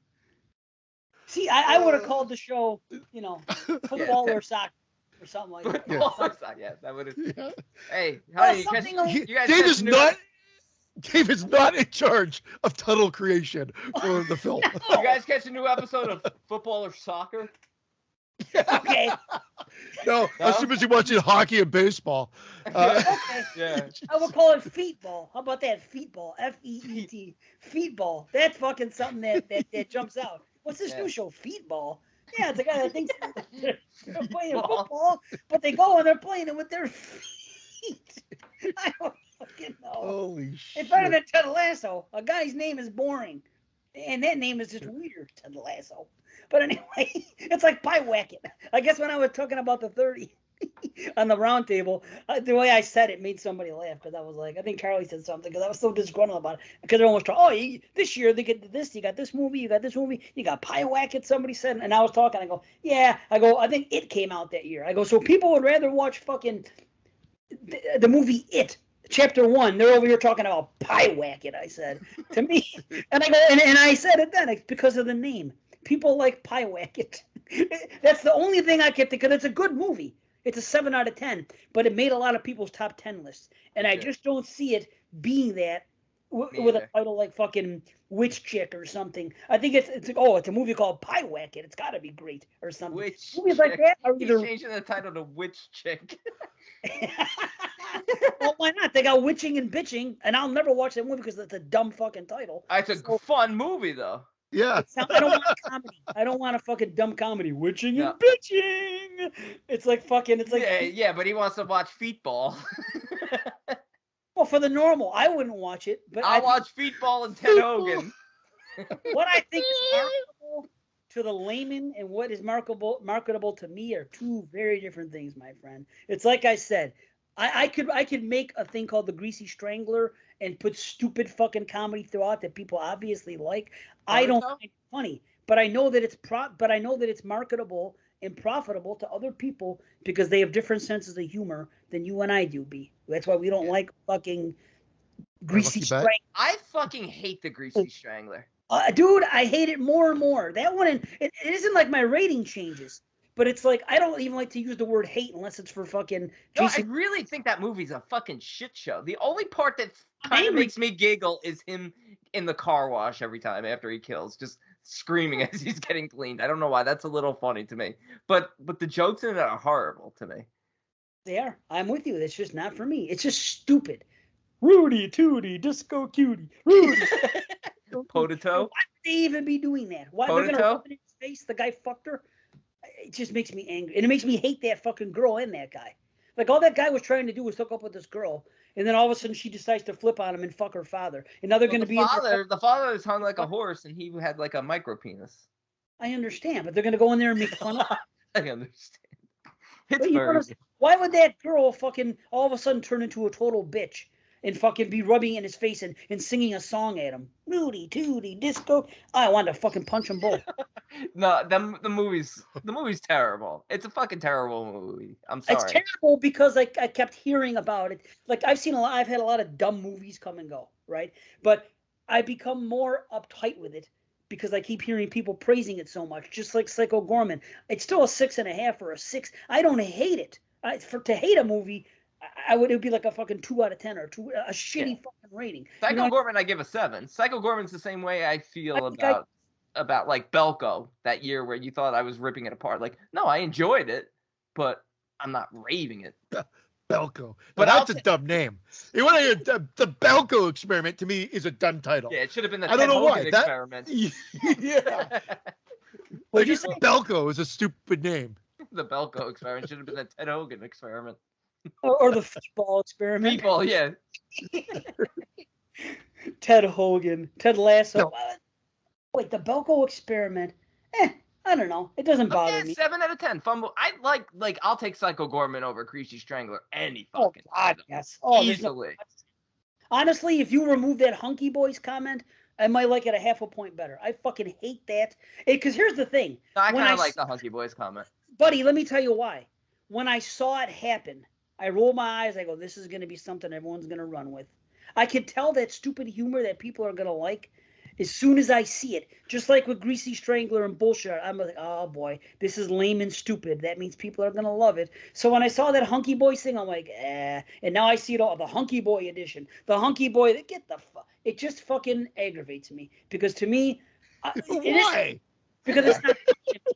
Because it's not funny to me. True, okay. I guess it's no different than Malignant, like annoying me. I guess it's just the way it is. Yeah, okay, I can see it. You know what it is? See, I don't get the joke. Like if I found it funny, then I would be in it. But because I'm missing out on the joke and I don't think it's funny, I think it's eye rolling, and everybody else seems to love it. It's frustrating, and it's frustrating to me as a person because I almost feel like I want to be one of them and be in on the joke and find it funny. And I'm not a cynical cat, but when I look at that, makes me cynical. I'm like, that's a stupid that's how I feel with seeing his Lucky Bat. I love that joke. He loves that. I don't mind the Lucky Bat thing. It's just it's not bad. I kind of like it just because C likes it now. When I watch it's such a throwaway line. It is. Oh, my Lucky Bat. It's bad timing, and this is the thing. It's like, and I'm surprised to hear it from B, because B loved The Babysitter. My problem with The Babysitter is them cracking wise in danger moments. I never liked. See, I love horror comedies. Like I said, give me a one that when the joking is placed in the right spot, not being chased by a fucking killer and cracking a joke. It's just it's a bridge too far. It's too much, man. That was supposed to be the original title for the film. Ted Lasso. Yeah, Ted starring Ted Logan. As Feetball. You know what's really delicious? Do you ever go to the deli and order a Feetball Parm? A Feetball Parm. See? Now that could be in a movie, and that should be a meme. Feetball Parm. People could be putting it up, putting feet inside of a fucking sub. Excuse me. See, I think I'm with you. Even though it's my joke, I might hightail it out of here with you. Nah. That's great. A Feetball Parm. Feet don't fail me now. Feetball. Wait a minute. If Feetball Parm was in the Exploding Heads movie, I could see that being that's funny enough to take off. It's funny to me when I said Feetball Farm.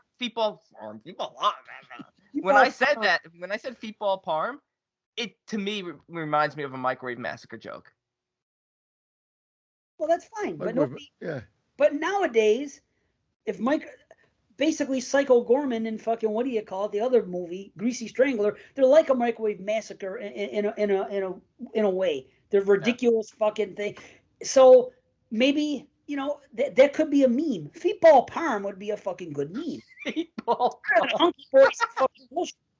I can tell you that. I'm really I'm honored that Scott weigh in. Like Feetball Parm so much. Well, that's original.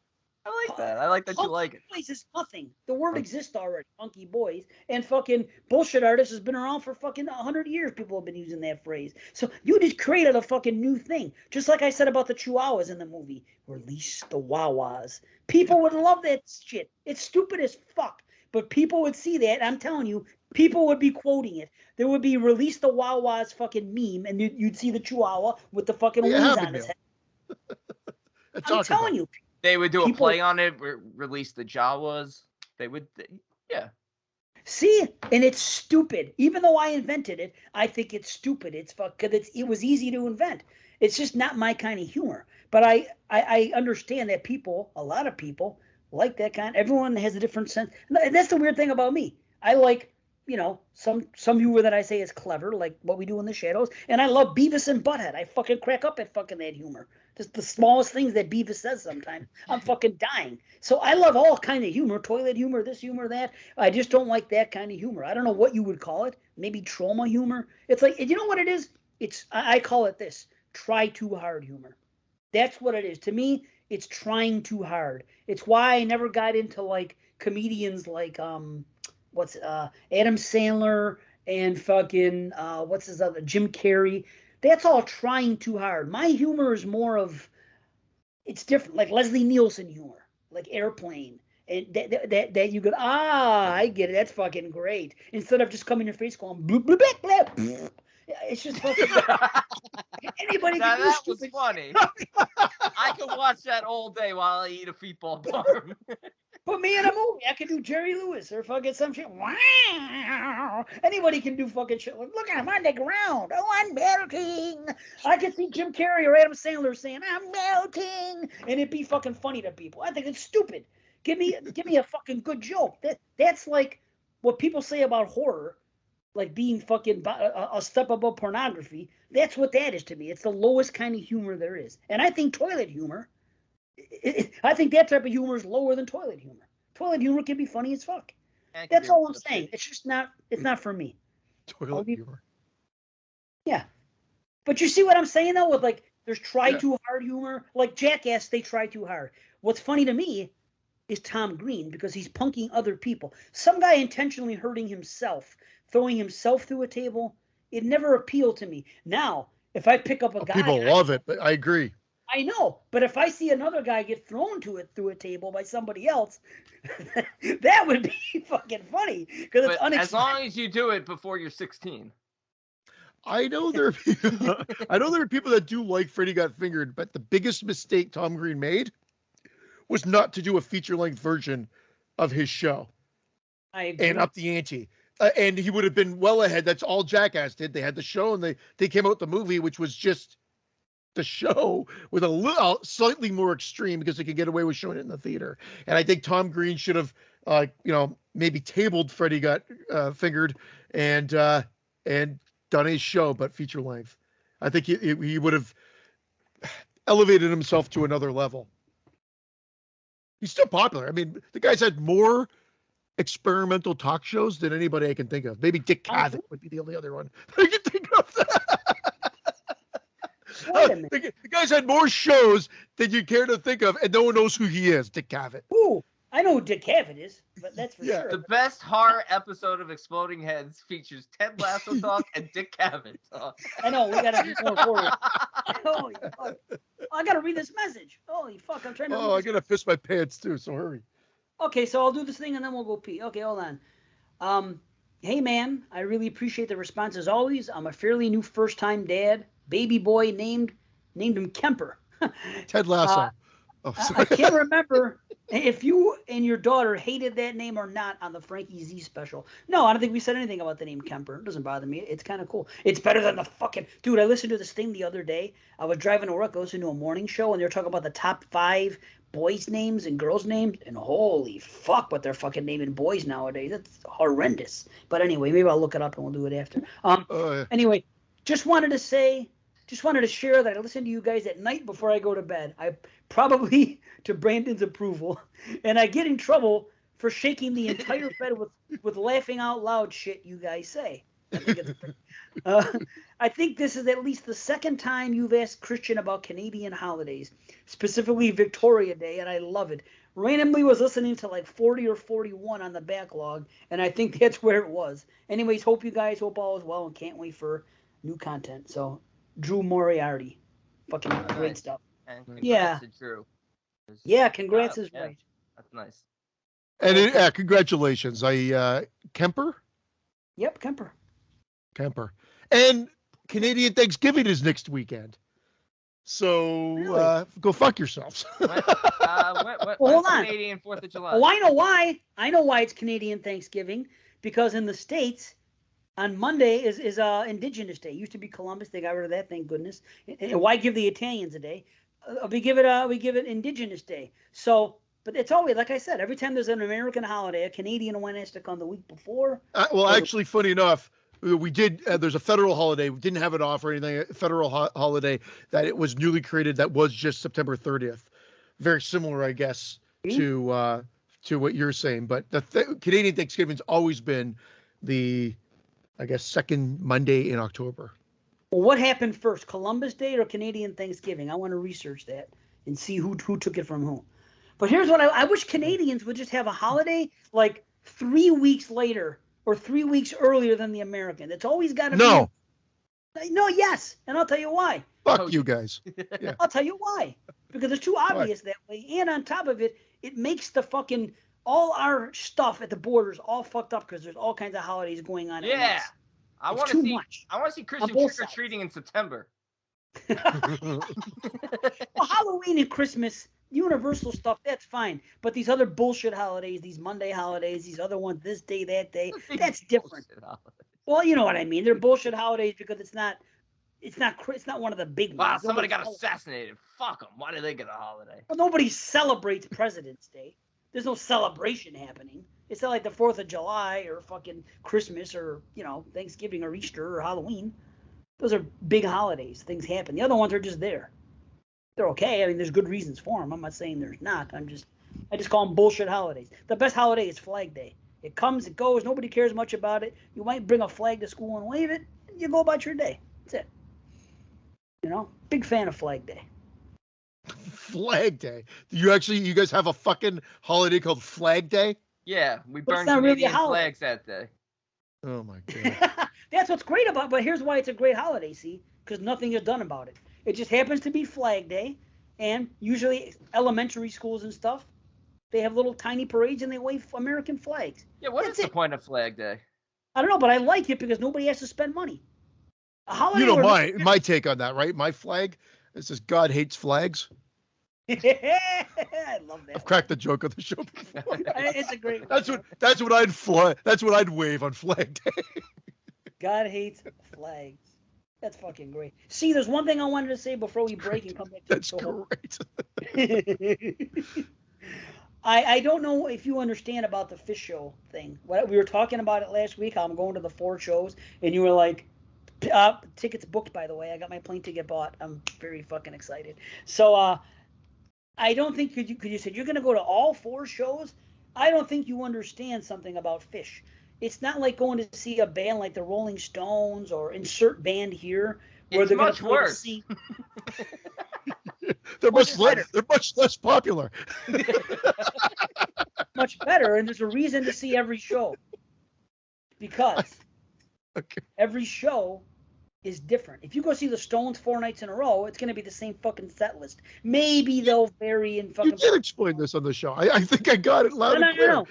All I said on the show was that on a Halloween night, their second set is a Halloween costume and they do something different. But I wasn't... Every Fish show, for example, They did 13 straight days at Madison Square Garden 3 years ago. Not one song was repeated. They don't repeat when they do a tour and they do like 30 places over the summer. They might play a song 2, maybe 3 times total in 30 shows. Their library is incredibly vast. So you see every show you can, especially in a row, because it's all different songs. So I could see you're not going to go see a fucking Guns N' Roses show 4 days in a row because it's going to be the same fucking thing. Then I would question you. But Fish is different. I just want to go to the spaghetti incident day. And order a bucket head. I want to know though, what does it make me that I have no interest now to check out Fish or do anything because of how much you talk about them? Why does that make it? Because I feel like such an asshole. But instead of me wanting to check them out now, I have no interest in checking them out. You don't like seafood. You don't like seafood. That's okay. That's okay. It doesn't bother me. It's overkill. If you hear too much about something, you could tend to fucking naturally rebel against it. Is there a trailer for this tour? I'll watch the trailer, maybe. A trailer for a Fish? Yeah, amazing. Are they like the Grateful Dead? They've just got like a cult of followers. Yeah, basically. They kind of follow them around, and yet the Dave Z cult. Yeah, it's a cult of followers. Sure, it's a bunch of people. Their music is they jam their song. They had a fucking 47-minute song this past tour, which was fucking pretty. Yeah, that's obnoxious. But there's not a dull moment. This is what. That's worse than Ted Lasso. Again, there's not a dull moment. They can pull it off, where a lot of bands can, and a lot of bands don't have the talent to be able to sustain everything for that long. These are musicians, and for you know what I'm saying. Not many bands can do what they do. They're on a different level of musicianship, and whatever. That's fine. It's not for everybody. I would say their music's a combination of the Dead, Floyd, the Beatles. Rock and roll. They throw a little fucking reggae in there. You mix it up. There's a little bluegrass in there. Yeah, everything. You did recommend an album way back when, and I did check it out. I did like it. I just, for whatever reason, because we've talked about Fish so much, I get like it's like my little hissy fit. But I will check them out because we tend to align on music as well. A lot of the bands that I like, you same thing. Whether it be like rap, or they call it hip hop now, Brandon. I don't know if you knew that. Well, they've always rap, but it's always been rap. Rap is the music, hip hop is the culture. But people nowadays don't understand that. It's not been separated anymore. It's now just hip hop music. People don't want to say rap anymore, which is ridiculous. I'll always call it rap. It's been fucking rap. It's rhythm and poetry, R-A-P. It's been fucking rap since the late 70s. Hip hop is the culture. Hip hop is everything. It's the graffiti. It's the fucking clothes. It's the breakdancing. Hip hop was everything. Now hip hop still celebrates. It's a love of Scarface now. Red too. Rap still celebrated hip hop, and they talked about it all the time. And they call it hip hop music because it fits into that bubble. You know what I'm saying? But we have Hip Hop Day. It's on November 25th here in Canada. Oh, stop. Yeah. Hip Hop Day. Speaking of Canadian music, you know what? Something else I thought about today, and I realized it I heard it yesterday. I was in the shower yesterday, listening to music, and Rolling Stones came up. I had my random on, and Rolling Stones came up. You know that song, "You Can't Always Get What You Want"? Yeah. Okay, now you check this. Is it with the Canadian choir? There's a story behind it. Now, when you used to listen to that on the radio, sometimes they had the radio edit that just started off with the guitar, ding ding, and you didn't get that thing at the beginning. And then later on, more and more, they started playing the other version with the chorus in the beginning. And I would always say this must be the Canadian version. Not trying to be a smartass. I just always associated that with Canada. You can't always get what you want. See how that's Canadian? Yeah. See how that's No. You know what I mean? I've explained why, though. Why I thought it was Canadian. Like, that's why I would jokingly say Canadian version. The Canadian version. That's a band. Man, that band is fantastic. Guy's almost 80. He's like 78 years old. Jagger. Yeah. Running around doing their thing on stage. God bless them. Salud, Oh, shit. Yeah, we're back. Yes. I heard Fish is very big in Sweden. Oh, hey! You missed the joke from last week. We did. Did you do a Swedish show? No, I swear I didn't. What, did you do a Swedish Fish joke? Of course you did. I go Swedish Fish for like fucking 10 minutes, and then it went so much to the fact Yeah. And it was Swedish Fish was one of them. Wow. Nice. Look at that. And then we said that the Halloween, I cracked the joke that you would have said that, does anybody dress up like a fish when they go to the Halloween fish show? Because that would have been a thing that you would have said. Sure. But that's hilarious that you brought up Swedish Fish. That's I'm shocked. It's a low-hanging fruit. Yeah. Yeah, but it fit perfectly. I was going to say something about Swedish Fish, and I forgot, and I don't know what it was. I have a note there. I know what it was, that they only sell the red Swedish Fish now, and you can't find the assorted colors anymore. No, was it that you had the company name? Because we remember I said it was Maynard in Canada. I can't find it. Maynard Keenan. Yeah, no, it's not that. You can buy Swedish Fish at a store in a package, right? It's that yellow package, whatever. Yeah, the yellow box, but it's only like red fish inside. I missed the orange one. I missed the green one. There did used to be other ones. I miss them too. And I miss Hillbilly Jim, and I miss Flash Funk. Did you guys ever hear that prank on that wrestling show? It's so funny. Did you guys ever hear that? It was played on Howard Stern. No idea. It's so fucking funny. This guy calls his wrestling. This guy calls a wrestling show. It must have been like a live podcast at one time, and he punks him, and he fucking plays him, and they're talking about WrestleMania, and this guy calls up, and he goes, "Man, I just really miss the old days, I miss Captain Lou Albano, and I miss Jake the Snake, and and he just kept saying all these wrestlers' names over and over again, and the guy said, "Yeah, I didn't realize you miss them, me too, but we're talking about this WrestleMania coming up this weekend, and so."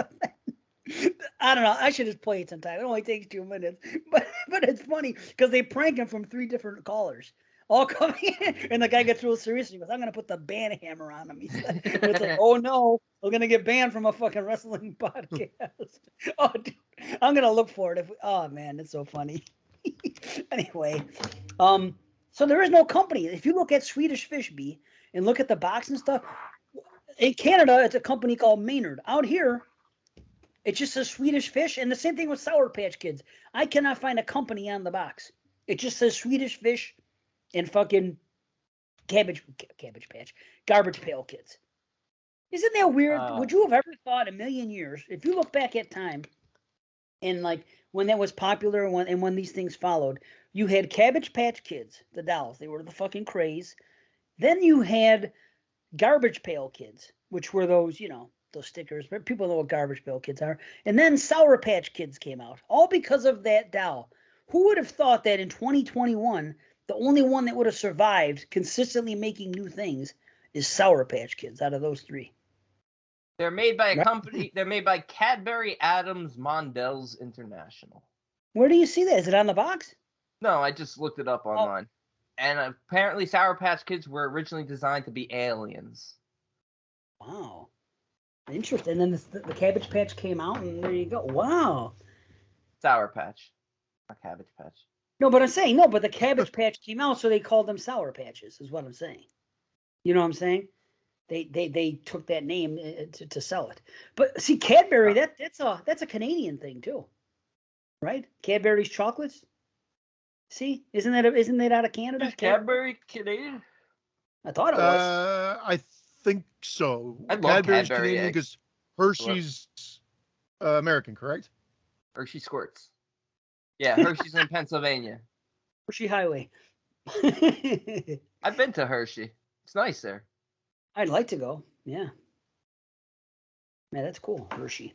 So yeah, I thought Cadbury was Canadian. No, it's okay. Cadbury. That was what's his name? That was Richie Rich's butler. Cadbury is. Yeah, remember he broke him out of prison. He gave him the toothpaste that was like Oh, melted wait. the bars. You're talking a movie? Yeah, Richie Rich, the movie. Oh no, I never watched the movie. I watched the cartoon. When the movie came out, I just wasn't interested. Oh, come on, it was awesome. I just figured it's not going to be like the cartoon. I didn't fuck with it. Yeah.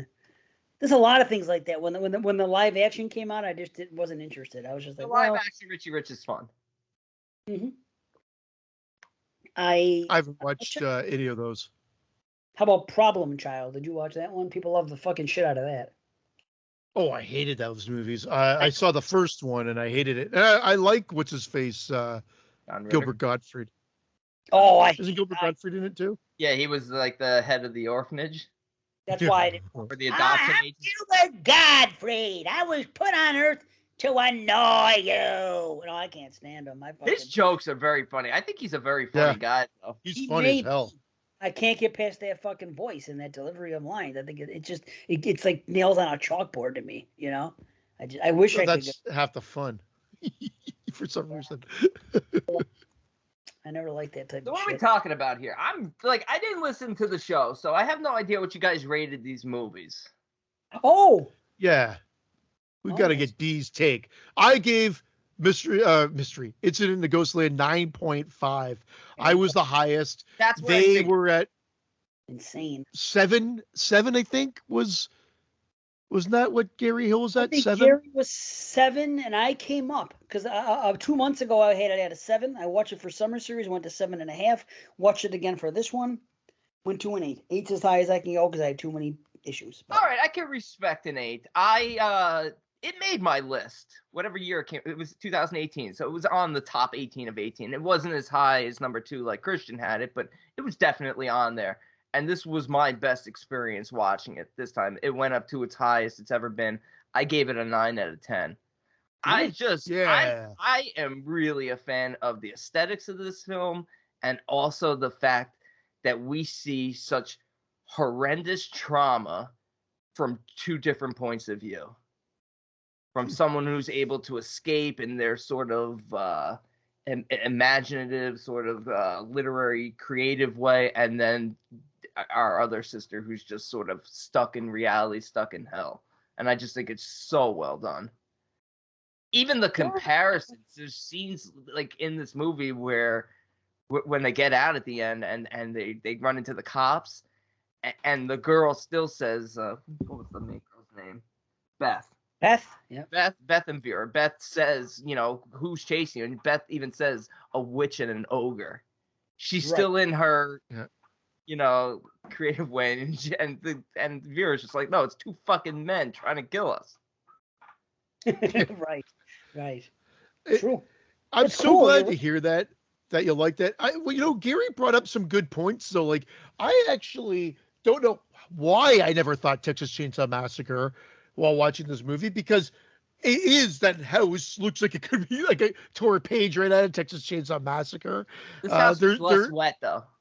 not the remakes, right. The originals. And you drew a couple of other comparisons to them, like the way that the big brute is like kind of Leatherface-esque as well. And so, yeah, there's some like pretty overt comparisons. But what's the issue? Everybody blows and loves Texas Chainsaw. So why would it nod to that? I think initially when he saw it, he saw it as a hang up and couldn't get past it, which is funny because where I'm going with it is I never even noticed it.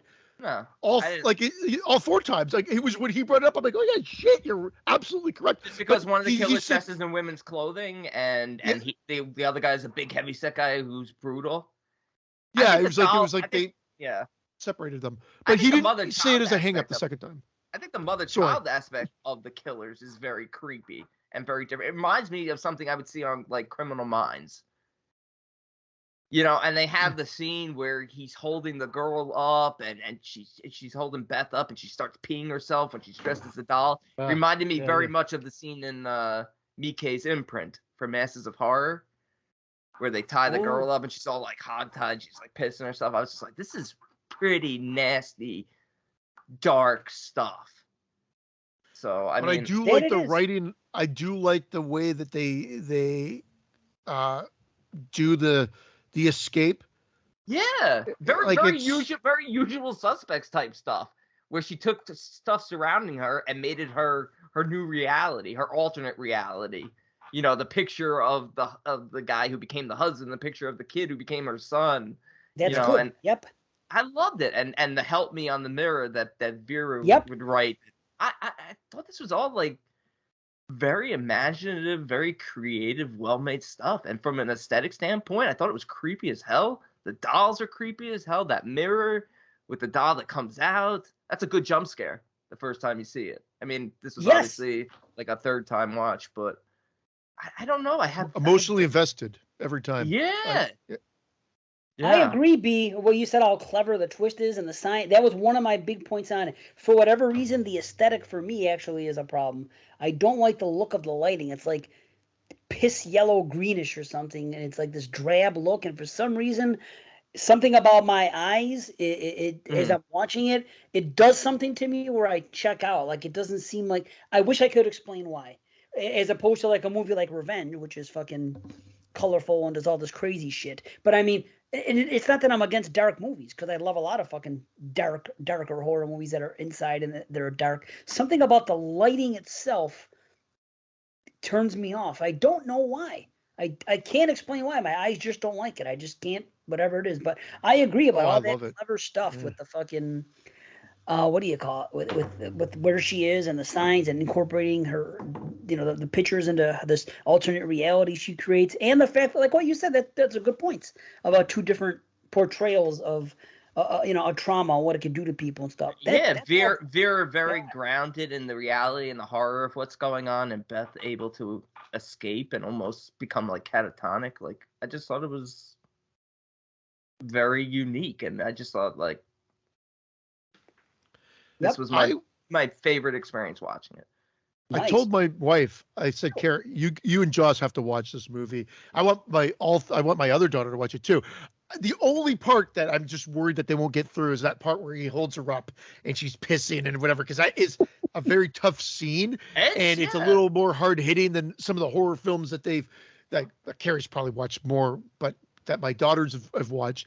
But I just feel like that the power of the sister, the duo, and whatever like that, and the relationship with the mom there, I just feel like it would be really hard hitting, and the writing I think is really well done. They haven't watched it yet, but I have it waiting for them to see, because I really, really want to get their take, and I don't want to watch it with them because I don't want to, because I sometimes get antsy. I'm like, oh, here it comes, and then I'm looking for like reactions, and they're like, what the fuck are you looking at? Let us watch this movie. Amazing. Well, listen to the show. Yeah, I definitely will. That's why I don't have to repeat myself now and here to see. You get our takes on it. Maybe you can have an opinion on some of the questions I had with some of my minor issues. Again, I still gave it an 8. I came up. I'm not going to get time. My question I wanted to ask is, do you think that they would have tormented them had Vera not given them the finger? I've asked that question. I said the exact same thing. Was that the catalyst? Because that they were serial, like they've been doing it because they read about it in the paper. So it's been happening. So they probably were eyeballing them. But exactly, I said the exact same thing, because that shot when she's being dragged through the room and you just see him doing that, giving the finger back to her. Great shot. And I'm like, well, obviously that resonated with him or her. And like, so ultimately, like, did that play into it? Yeah. Also, did anyone have a problem with the fact that they did like the Lovecraft stuff and her becoming like this author in her alternate reality and being called a masterpiece and stuff like that? Because I mean, it can seem heavy-handed. I could people saying, "Oh, that might be cheesy," but I almost sort of took it as it's her way of turning her trauma into a positive outlet for the future. Like she's gonna be okay because she's gonna write this story. She's gonna tell this story, her story, or her incident. We all want our things to be considered brilliant or amazing.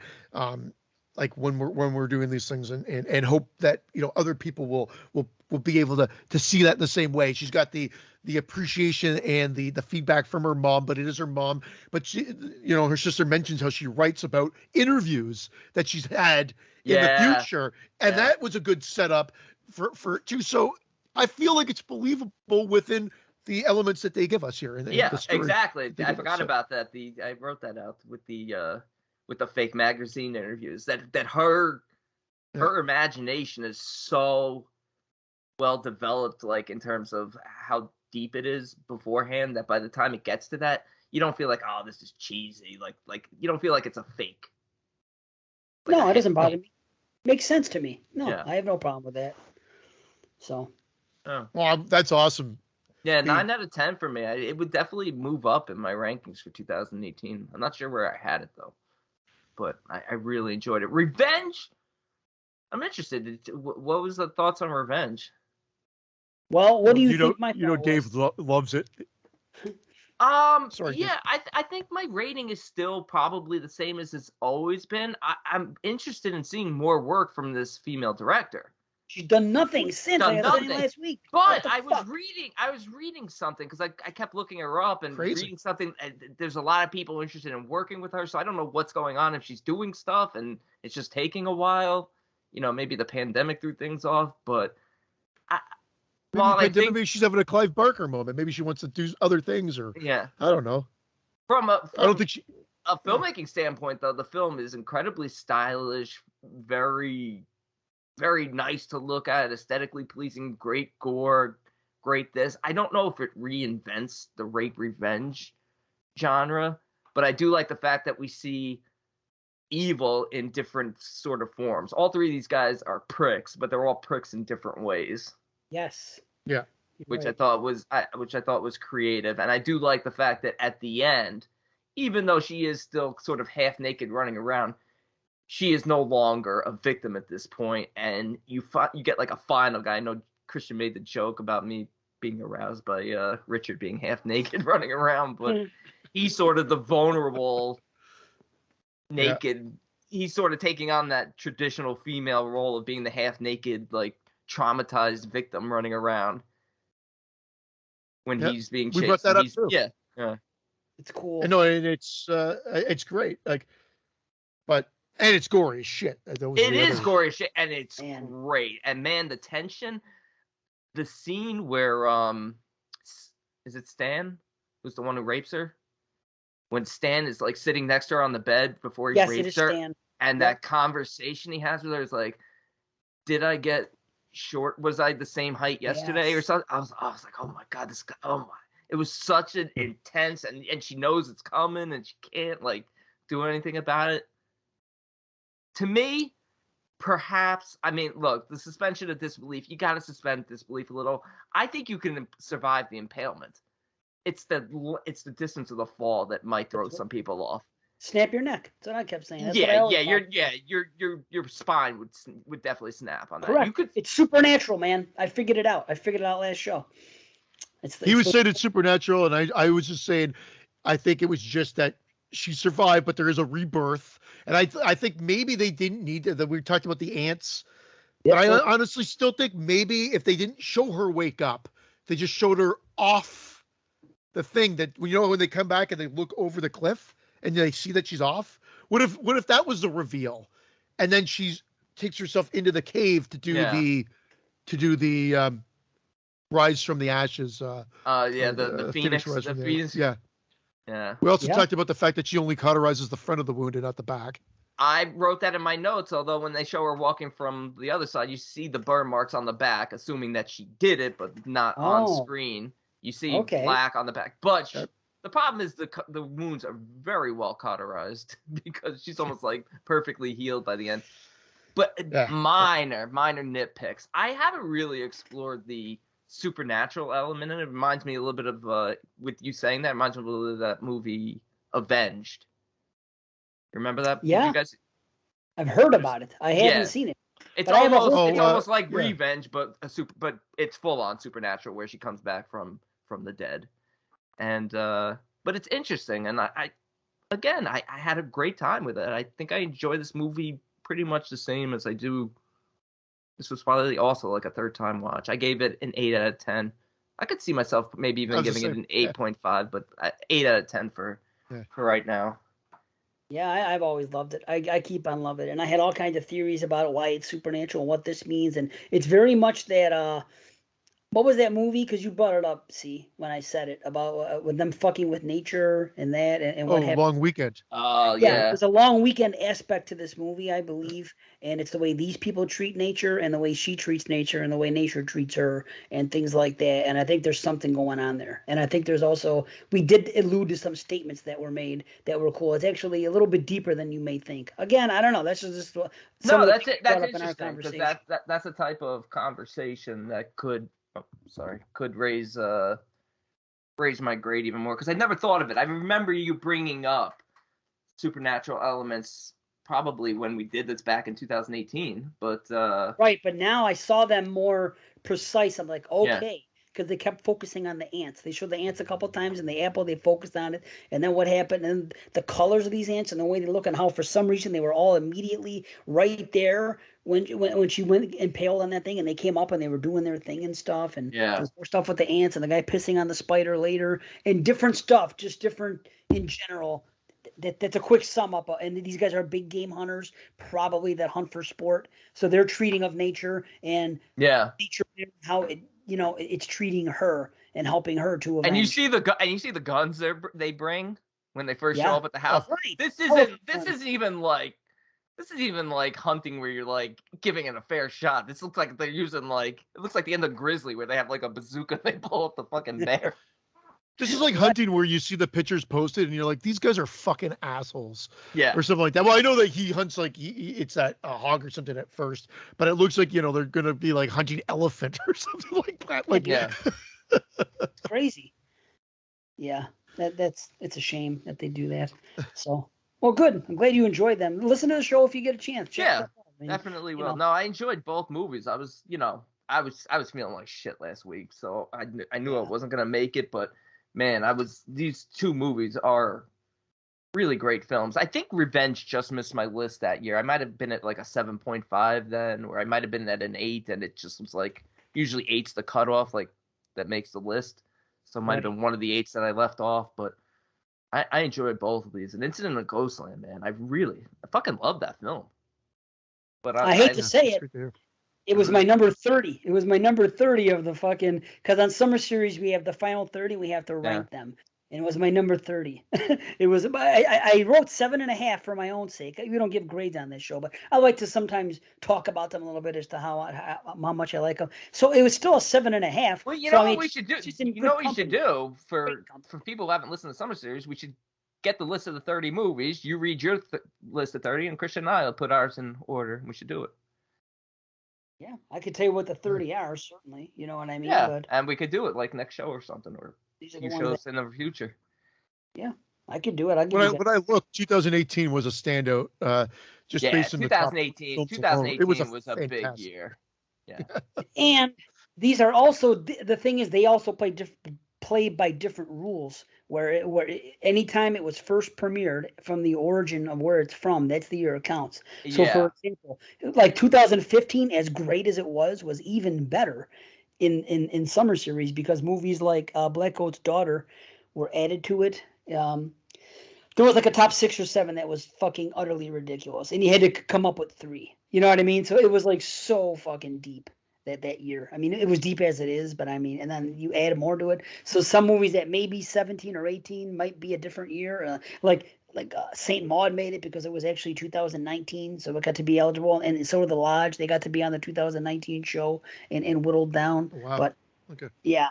But I'll send you guys a list. That would be fun. But I made mine and it was fun. It was so weird. I feel like sometimes I think back on my top films of each year, and I think that almost every year might change my number 1. Oh, for sure. And I've watched my 2 or 3 more than my number 1s. Yeah. Sometimes. Other than Hereditary. Hereditary is one of the ones that has stood out. Like Midsommar, I put as 2, and I've watched it more than my number 1, no question. What was your number 1 that year? Perfection. I think it was The Perfection. Yeah. I've watched that 3 times. I've watched Midsommar now. Have you watched the other one 5. that you had at number 1? Didn't you have what was the one Call? that had the one that had the shitty cover art? It was your number 1 like in 2000. Oh no, Another Evil. I watched Another Evil one more time, and I still really liked it, but I'm like, yeah. See, that's where because I put my list together, and I don't always do double rewatches before the end of the year. Yeah. For a lot of them, and that I remember really wanted to call that one out, and I would say it still would be in my top 5, but I think that my number 2 in a lot of cases would be my number 1. Last year, the call though was so damn fucking good. The Call was a great film. The Call, I think I had issues with it when I watched it. I think it was my number 4. I owe it another watch, but it's so difficult when you're doing time travel though, because you can fucking nitpick it till you're blue in the balls. I'm still happy with Rent travel. the Pal as my number one for last year. For 2018, I think it was Mon Monsters, which I love and I still love. Oh, But yeah, I've only watched it one other time, so I don't even remember. I mean, these years, I'm really enjoying this year. I really am. I'm watching a ton of films. I know I always say I'm going to slow down every year, and then I break records every year. But 2021 is really shaping up for me. Well, you're cooked now because you're competing with fucking Scott and Heather. And No, the competition's used to over. do. I'm so far ahead of them. It's not even a competition. That's a competition's over. That's how it began. That's awesome. Back in the day, you were competing with a bunch of us. We were all doing it, and we were all trying to watch a whole bunch and this and that. And there was like fucking 6, 7 people. They were watching over 100 movies. Now nobody's doing it except the 3 of you guys in American Idol. No, I'm not Mark trying Nato, it's crazy because as many as I watch, Mark Nato's like more than double me. I'm like, I don't know how he does it. Like, I'm still selective. Yeah, I but do there's watch some shit trailers. readers in there. I do watch some trailers and like I'm like, I am not watching this. Or I'll start a movie and I'll be like 5 minutes in, I'll be like, nope, not for me. The Demented was exactly that. I'm like, I'm gonna check this movie out, The Demented, and I turned it off within like 5. I'm like, this is a piece of shit. Absolute piece of shit. Which one's Demented? I probably could have told you Demented that. came out this year. Let me look at it at Demented, 90. Is that the one with what's his name? Who appears in like 1,000 movies? 2021. Yeah, he has I think that Alyssa Rose and Ari Lehman. It's already a turnoff. I know it's going to be shit with fucking Ari Lehman. Bret Hart is number 3, the Canadian hero. Of course, it's going to be a shit movie. A wrestler in it and fucking Ari Lehman and Alyssa Rose. No, but it's like worse than shit. Like you figure at least you would have some sort of budget attached to it. This I don't know this movie. Absolute garbage. Wow. I was thinking of Fessenden. I was thinking oh, that's the other one. A Dementor. Huh? Dementor? Fessenden came out with this movie because they were talking about... How the hell? That's the reason I wanted to watch it is because it actually, there's only 1,000, like just shy of 2,000 ratings, but it's averaging 6.5. I know, it's ridiculous. It's averaging 6.5, which is shocking to me. Oh, no, I didn't watch this movie, The Demented. Look who's in it. You could tell those ratings must be from like a horror, the backers of the movie or something, because the movie is a piece of shit. That's crazy, because that's one I consider watching with a rating that high and that many ratings. That could have fooled me. But again, when I see Ari Lehman second and Bret Hart third, to me, it's a red flag already. And like I said, nothing against Alyssa Rose, but when she's the lead, like the one movie she was in recently that I enjoyed was Hatchet, was whatever the fuck, Victor Crowley, and she wasn't the lead, she was part of it, and Carol Monroe was in there too, and whatever, and little bits, and that's fine. But when they're set to be the lead in modern day, to me it's, and I hate to say it, but it's automatically a turnoff. Just like when Tony Todd is the lead now. I just don't, and it's all genre vets. It just seems to me as a gimmick to put them in there. It is. As I'm sorry, and I love these guys and what they've done, but when I see them in movies now, that's why I said that movie was going to be a piece of shit as soon as I heard about it. They used to call it the Expendables of horror, and everybody was excited, and I'm the only guy sitting here saying, yeah, that's going to be a piece of shit. I never watched that Death House. I never watched it. Piece of shit. See, I never had any desire to see it because I feel the same way the same way Dave does. Like I skip these movies. Dementor is Dementor. It says it's 2019, but it came out this year. It was a Larry Fessenden movie. Another one. People are actually giving it decent reviews. I've read some decent critic reviews, but I thought it was boring as hell. One movie that falls under this category, Dave, is Kane Hodder's new movie called Knife Core. It feels like a low budget Don't Breathe. But it's got some mild entertainment to it. I will say that I enjoyed it more than I thought I would. I put it on one day because it was free on Prime through one of the channels, and I was like, yeah, I'll check it out. And it was mindless entertainment. It wasn't bad. Like I think I gave it like a 6.5. But he wasn't terrible in it. But Alyssa Rose, I've seen her in some recent movies where she has like 4-second parts, literally like one line of dialogue, and I'm like, what's going on here? Yeah, just a paycheck and fucking Yeah. on they go. Can't blame her. But I mean, the people that are making the movies are just trying to use a name and do something. But to me, What's her name's had a decent comeback though this year. Not Barbara this- Crampton. Crampton, yeah. She's Jacob's been wife. doing it for years. Yeah, but everything she's done. Yeah, Jacob's wife was great, I thought. Jacob's wife was great. She was in fucking that Sunchoke movie was really good. She came back in She was You're in Next. Superhost. Superhost was I didn't love it, but But she I really always liked makes, Superhost. Yeah. I haven't seen it, but I will. But no, I'm saying Barbara Crampton makes good decisions. She isn't like one of those people that did some slashers early, disappeared, and then came back and she's just doing all these knockoffs of any horror movie that she would have done in the past. The first one we saw her come back in was fucking You're Next. Or no, was it You're Next? Or it was that or in what's the other one which we're gonna cover again soon? Not Wish You Were Here. I always call it that, the Pink Floyd album. we're still Whatever. here. We Are Still Here. She was We in are that. still here. So she picked fucking good right off the bat. She picked a couple good titles, and she continues to do so. So I'm like, yeah, she's making the right decision. She's not just saying, oh, this is a Reanimator type movie. Let's put Barbara Crampton in it, and have her walk in there for 2 minutes. No, Yeah. she's And- actually Yeah. the lead, and she's on the screen acting. And playing roles that are suited for her. It's Yeah, good. it was the Kane Hodder film. It was Knife Core. I just looked it up. That had Felissa Rose for 2 seconds, and it also had Tiffany Shepis for 2 seconds. That's ridiculous.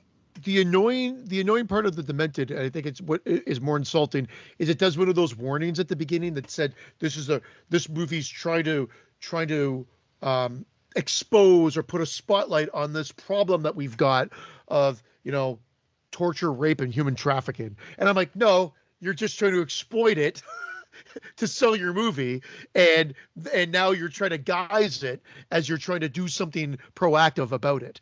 And it pissed me off immediately, and it was really it was just bad production value. And so already I can't, to be honest, I can't give it a fair review because I turned it off. I thought it was just so lackluster in production quality and acting and everything that after 10 minutes I'm like, this is not for me. It's not even on my list to check out, and I have a huge No, list. do not. Damn. Yeah. Well, But that's why I'm make be our interested. movie. Yeah. We're going to have a trigger warning at the beginning. It's going to say everything. Trigger warnings, : rape, incest, torture, childhood trauma, pedophilia, any fucking thing you could think of. We're going to market it that way. And then at the end, at the end of the last credits, the list will come up, oh, just kidding about those trigger warnings, by the way. Necrophilia. I wouldn't even want to cheapen the movie. Necropedophilia. But it's a joke. I wouldn't want to yeah. Imagine going before a judge being charged with necropedophilia. Be like, Your Honor, I thought the child was still alive. Is there a necropedophilia? If you were to have sex with a dead child, would it be considered necropedophilia? Is Frankie still in the room? No, but she might know about it. She knows about all that shit. Don't ask me. No, dude, that's the type of shit she watches on YouTube. It's all about this and that and the other. She's into real crime. Again, she wants to go into forensics. She wants to fucking solve crimes, and that's her goal. That's her fucking focus. She's always wanted to, be on the forensics level of shit like that. So she's into all that shit, the true crime and the discovery. And again, it's a long way to go. And as long as she keeps getting the grade she does, the sky's the limit. But she may change her mind. She's just 15, but she's definitely. That's just entertaining as hell. The true crime. I mean, that's how Netflix is thriving now. Netflix thrives on their television shows and their limited series true crimes. They're so expensive, and that's the only reason they're worth it is for those documentaries. Yeah, but they're not. I mean, look. I mean, in terms of like putting out new horror content, they are putting out some stuff. But if I was going as just like a horror movie fan, I wouldn't have Netflix. No. Honestly, Tubi's become one of my new favorites for just horror. And speaking of Tubi, for my 31 days of horror, although today's day 3 and I haven't done shit yet, but I will. For my 31 days of horror, when I'm doing B, I don't know if you knew, I was going to watch a movie, one from each year of the last 31 years that I've never seen before, and do it. So like 1990 and onward. And towards the end, like the later part, like 2010 and above, I remember how I told you I had that list of those found footage movies that I'm curious about that I'd never seen. I have some on there, and they're on Tubi, of course. Dude, I've been adding so many found footage on Tubi. Tubi has a whole category just for found footage. No shit. I know. I've been watching a lot of found footage lately. I gotta say, like, Howard's Mill is still, like, for some reason, I know Christian just thought it was okay or whatnot, but I'll be digging it. It's really stuck with me. It does have a creep factor to it. I mean, initially, maybe people be put off because the first thing I saw was somebody compared it to Lake Mungo. And after watching it, I was like, no, it's not Lake Mungo. But I can understand why they were comparing it because of that. It won't go away. Wow. The creep factor. There's a chilling aspect to it. I love that. See, that's what happened with me in Resolution. People got mad, but somehow I talked it through on the Summer series when there was movies like Battery and Excision there. And that was the indie darling that on my last watch, and my last watch only, it went up to a new level. It went up to like a 9, and it never did before. What, and Resolution? Watching it, yeah, dude, it kept creeping me out more and more, the things that were happening. Because I think the first 2 times I watched it, I was more focused on the story between the 2 guys and less focused on the horrific things and the fucked up creepy shit that was going on. I was more to that story of this guy getting sober, which makes sense. It's a character piece with these guys. That's fine. But now that I've seen it, again, like I always say, it's only as good as the last time you saw it. This last time, it really hit me hard, and everything that's happening to them, I'm like, wow, this is really clever and fucking creepy. Imagine being in this situation. It's freaking crazy shit, and it fucked me up. So I can end up being real high because it's stuck I'm a big fan of that. So I like it better than The Endless. I watched The Endless a week ago because I've been talking about Resolution so much. I said, I want to watch Endless again because I remember loving it. And I gave it a 9 out of 10 the year it came out. And I watched it, and it was still great. But Desert Island now, it's Resolution for me. Interesting. I still think I'm the other way, but it's been a while since I've watched both of them. But even their new one that just came out, Synchronic? Is it even horror? They talked about it on honestly show, but honestly, I'm really, because of the large amount of films I'm watching this year, I don't think I'm going to have any problem making a top 20 list or 21 list of films that I rank 8 or above. This is a film I would rank 8 or above. I don't know whether it's horror. I asked Scott and Heather to watch a certain movie on Netflix that I was conflicted about, and Scott watched it and he enjoyed it as well, but he said it's not horror. It's called Homunculus. It's Shimizu. Oh wow! It's a fantastic film, but he's like, I don't think it's what is it called? Homunculus. Yeah. It's so unique and so well done, but he's like, it has horror elements, but I wouldn't count it. I'm like, all right, then I'm pulling it off my list because it's a film I'd probably give like a 9 after the first watch. Didn't Shimizu do another one this year, or is that the only Howling Village?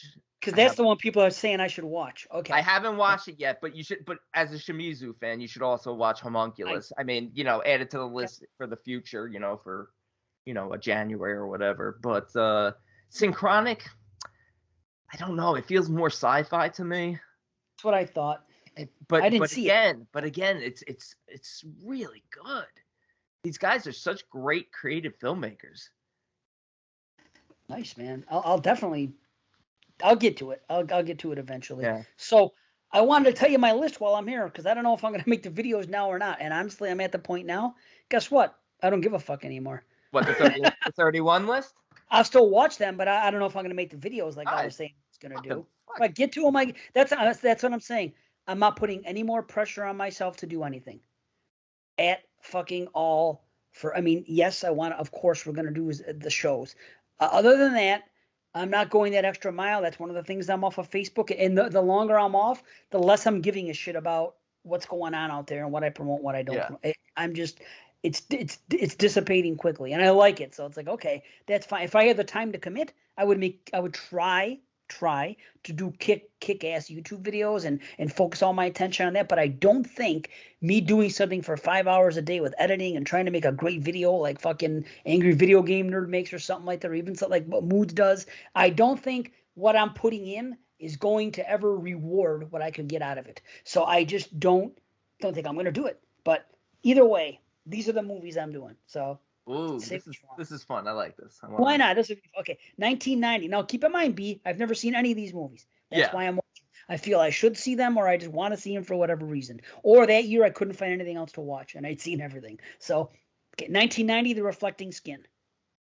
I know you're a fan. Oh right? my God, no, that's so weird. It's on Prime. I'm not sure if it's the IMDb, and I just added it because I've never seen it either. Oh, see, last show Christian said you were a big fan of it. He thought that's funny. The Reflecting Skin? No, I swear to God, you said it was with that Shannon guy, right? That's Take Shelter. Oh, that's why. Take Shelter. Michael Shannon, Take Shelter. Yes. Okay. Yeah, the Reflecting Skin I recently discovered on Prime and added it to the list. So I got to check that out too.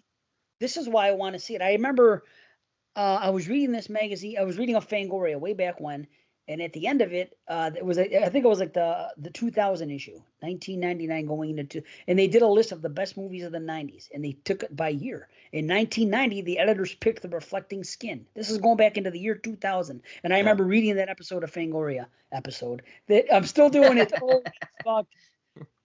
And I'll try to bring back Fango again because I know some people said they want to hear it. We'll probably won't have time today, but I'm up to number 11 now. But anyway, I got tons of notes for that. But so I'm reading this Fangoria, and it always stuck. I was like, okay, Reflecting Skin. I want to see what it's about. So that's 1990. 1991, The Sect. Did you ever see The Sect? I think I saw it once. Did you apparently see that, it's a suave. Yeah, I found out. The Italian one. Yeah. Whatever his name is. Yeah, that's on Plex. So easy to see, The Sect. 1992, Innocent Blood. People talk about it all the time. Oh, I got the blue. Did you? I like Innocent Blood. I like that movie. I got it for a 4 for $44 a couple years ago for one of those sales they have. Because it's a blind spot. So I figured I'll gamble and I'll buy it. So I'll watch that one. I'll open the wrapper. Ticks. 1993. Ticks. Did you ever hear that one? Ticks is getting I think a Vinegar Syndrome release now. Tony Randall or and Brian Yuzna produced it. I saw that. It's got Seth Green in it, right? Yep, Seth Green and that other Diaz girl or whatever. Cameron? No. She was in like Witchboard 2, I think. Oh, well, let's see. Witchboard 2. I got it right here. It's funny he's got access to Witchboard 2, right? What a random movie to have at your arm's length, like Witchboard 2. But it's on my VHS shelf, and the W section is here. Is it Amy Dolan's? Amy Dolan's. What did I say? Diaz. Yeah. I've always liked this cover. That's why I have this. Isn't that cool? That is a cool cover. I've never even seen it. I just always liked the cover. A decent sequel. Not great, but decent. Yeah. Well, Ticks is fun. Ticks is fun. Ticks is on IMDb on the channel because they get it through Amazon, so it's free. So I got that. 1994 Brain Scan. I've seen that cover for years. I've always wanted to watch it, and I had the Blu-ray, so why not? Nice. Here's one. You'll probably be surprised I haven't seen it. 1995 The Prophecy. I've never seen it. You know what? I feel like I've only seen The Prophecy like once, and I never saw the sequel. Walken? Yeah, with Walken. There's a bunch of them. Isn't there like 5 or 6 prophecies or something? Yeah, there's a lot. Yeah. So I saw that in the theater too. The first one. Did you? Nice. Yeah. Well, it's streaming at many places. 96 is Oregon. You ever hear of Oregon? Oregon. No. No. That one doesn't have that. Did Moose have that on his list for 96? That's why I know about it, because they had to. Yes. Yeah, I watched it for the 96 show. It was really vile and gross.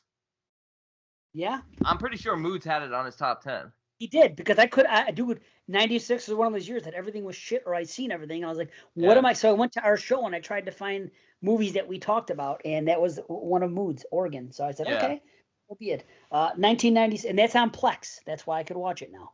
Oregon. So Perfect Blue. I've heard people talk about it for years. I know Jerry Herring blows the hell out of it. It really is a fantastic film, and it was supposed to be live action, and that would have made it, I think, even better. But it really is a good film. Now, can I show it to Francesca? She loves anime. There's animated nudity and animated rape, I think, in that. Okay. But it's a cartoon. It is cartoon, but like all the other good stuff. Okay, I'll let her watch. It is graphic, but I mean, she's old. She's mature enough. Okay, so I'll do that. That's on Plex as well. This one's kind of funny, but it was a really weak year, and there's nothing else that really interested me. 1998. I Still Know What You Did Last Summer. I have it on Blu-ray. I just watched that earlier this year. I mean, it's a cheesy bad slasher sequel, and so if you go in with that mentality, you should enjoy it. And you guys remember, I liked the first one. I was fine with it. So I mean, and this has Jennifer Love in it. I know, but it's a step down. But it's so stupidly fun. I think it's more of a throwback to the slasher films more than the first one. Oh, really? Okay. Well, just a slasher film. I'm not saying it's good, but it's so goofy that I think you'll enjoy it. Jennifer Love Hewitt in 1998, I'd watch her do basically anything, so that's fine. 1999, Existence. I've never seen it. I've seen it. I know people love it. I don't know. Yeah, I'm not the biggest fan of it. I thought it was. No, what's the deal? Right? That's Cronenberg, right? Yeah, it's Cronenberg. I've heard that it's very much. How can I explain this? Rebecca McHenry, who is also a professor at her school, teaches film and all this stuff. She says that all of her students, granted it's a younger generation, of course, but she showed them all Videodrome and they were just kind of meh on it. And then they saw Existence and it's like a more modern version of it, and they all seem to love it. So I'm kind of curious. I'm flipped. That's exactly it. It was kind of like him revisiting the same sort of themes within like the virtual reality or video game kind of world. I've watched it twice, I think, and I haven't seen it in years. Yeah. And I just remember it being kind of blah both times. Okay, well, if you can find another one better from '99, let me know. But it's on the Paramount thing streaming, so I could watch that. 2000, a movie called Chasing Sleep. Great film. Just watched it a few months ago again. It's with Jeff Daniels, right? I think so. I don't remember. I forget what brought me to these decisions. I think it's Jeff Daniels. It's very much a psychological, losing your mind type film. It's very much like a character study more so than anything. I'm down. All right, that's on Prime, so that's easy.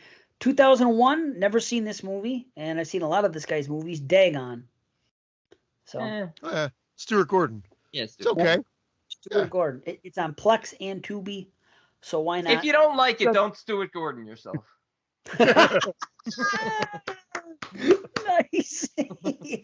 What else? Okay, here. This is a real interesting one. B. It's finally available. The Collingswood Story. Now I know I've heard people say it isn't the greatest, but as a found footage enthusiast and the little clips I have seen and the way it was made, the style it was filmed, I'm very curious. And it's finally. I've only seen it once, and it's a number of years back, and I found it creepy and aesthetically pleasing, and I think I gave it like a 7. Really? I know Jamie and Brian just recently watched it, and they Jamie asked me. They hated it? Yeah, because they posted their thoughts online and they really did not like it. Well, she asked me about it. She goes, is it available? And at the time, this was really weird. Yeah. I go, it comes and goes on YouTube all the time. It was just there a few weeks ago and now it's gone. But if you search this one thing just called found footage, sometimes it comes up. So she wanted to see it. She targeted it because of whatever. Yeah. And she told me, hey, it's on Prime or it's being released. I was like, oh, sweet. So she didn't tell me. Yeah, it just got a nice release too, I think. I didn't buy it, but I remember when I saw it, I watched it on the computer on some site. I don't know if it was YouTube or not, but. Well, I gotta watch it just for its historical relevance. Oh, absolutely. I think it's worth a watch. I enjoyed it more than they did. Okay. Well, okay. 2003. This is a weird one. I could find nothing, and I just so happen to have this DVD, and I've never watched it. It's called The Janitor. And oh my God, you're gonna hate it. It's that goofy. It's a trauma film. I know, but I heard it's not all that goofy and that it's kind of slashery. No, it's not bad. It's got some cool kill sequences in it, but it's still trauma-esque. It's not. All right, it's not like Poultrygeist, okay, it's not Toxic Avenger trauma. It's still got a story and a narrative, and it's people. There's no mutants in it, so maybe you will enjoy it a little bit more. But it's still, you can still feel the trauma in it. pickings were very slim. That's why I chose it. I really couldn't find anything. In 2003, I would go to all the sites. I would go to fucking, IMDb and see everything listed. I would go into Wikipedia, and I just couldn't find anything better for '03. If anyone else does here, let me know. I'm open to switching. Maybe you love it. Maybe you Who love knows? it. I didn't hate it, but I just run it Right. middle of the road on it. Well, like I said, it's a tough year. 2004, Creep, the original Creep that takes place in the subways or whatever the fuck. Oh, you never saw that? I'm surprised. Never saw That's it. that's a Yeah, that's a really good film. That's a really good film. Oh, good. That's one I'm looking forward to. 2005, Reincarnation. Oh, excellent film. Really? I don't Okay. know Excellent film. Wow. All right. Nice. Okay. I don't know anything. I don't know how it made the list. I already forgot how I came up with this. This was one I'm really excited about. 2006. I finally found some place that has it. Of course, it's Tubi. 13 Game of Death. I'm really excited to see this one. Because 13 Sins was great, and it was based on this one. This is the Asian one, 13 Game of Death. So.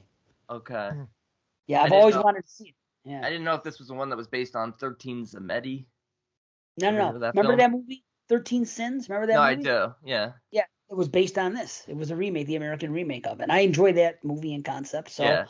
I can only assume the Asian original is going to be better because they kind of always are. No, but there was also a film. I forgot what language it was. It might have been a French film called 13 Zemedi. I'm not sure what. And they did an American remake of that, and it's like a Russian roulette type film, which is also really good. I'm gonna have to look up what country that movie's from. You know what I really want to watch again? Cheap Thrills, because they were talking about it on Summer Series constantly. Everyone that was like on the round table saying, "Oh man, I would have liked to have that," and it wasn't even picked as the top 12 to talk about for that particular year. But it seemed like everybody had an affinity for it, saying how good Cheap Thrills is, and like maybe it's better than I thought it was. And I only saw it one time, but I was like, I'm gonna have to watch this one again. Cheap Thrills. 13 Zemedi is a French film from 2005. Oh, okay. Wow. Okay. Now 2007. I originally had Rogue on there because I've never seen that movie Rogue, but then Which one's Rogue? This Exhibit A movie. Reared its head. It's a found footage. Found footage. Yes, I've seen it. So I'm going to do that. I think it's worth checking out. It's worth checking out Exhibit A. What's Rogue? Rogue is a crocodile movie. That people like. Rogue. Yes, I love that film. Greg McLean right? Yeah. I know people like it. I haven't seen it, so I was considering watching it this time. But Rogue. Both are worth watching. Watching. Rogue is the better film, but for found footage, Exhibit A is actually pretty good. I'm on the found footage. If I can get it, I'm gonna get it. Here's one that's kind of funny. 2008. I couldn't find anything else, and I've never seen it. And I have Part 3 on Blu-ray and Part 1, but not Part 2. And it's Joyride 2. Never seen Joyride 2? I'm curious. I've never seen it either. Well, 3 is supposed to be really good. That's why I put it as one of our top-notch trilogies. We talked about it because Jason Lloyd loves it. He said it's one of the best modern slashers that gets no attention. So I was like, wow, and it's gory apparently. So I've never seen it. I'm like, okay, what the hell? Joyride 2. It's on Plex. Easy enough. A friend's Plex, not for anybody. Damien probably. Okay, 2009.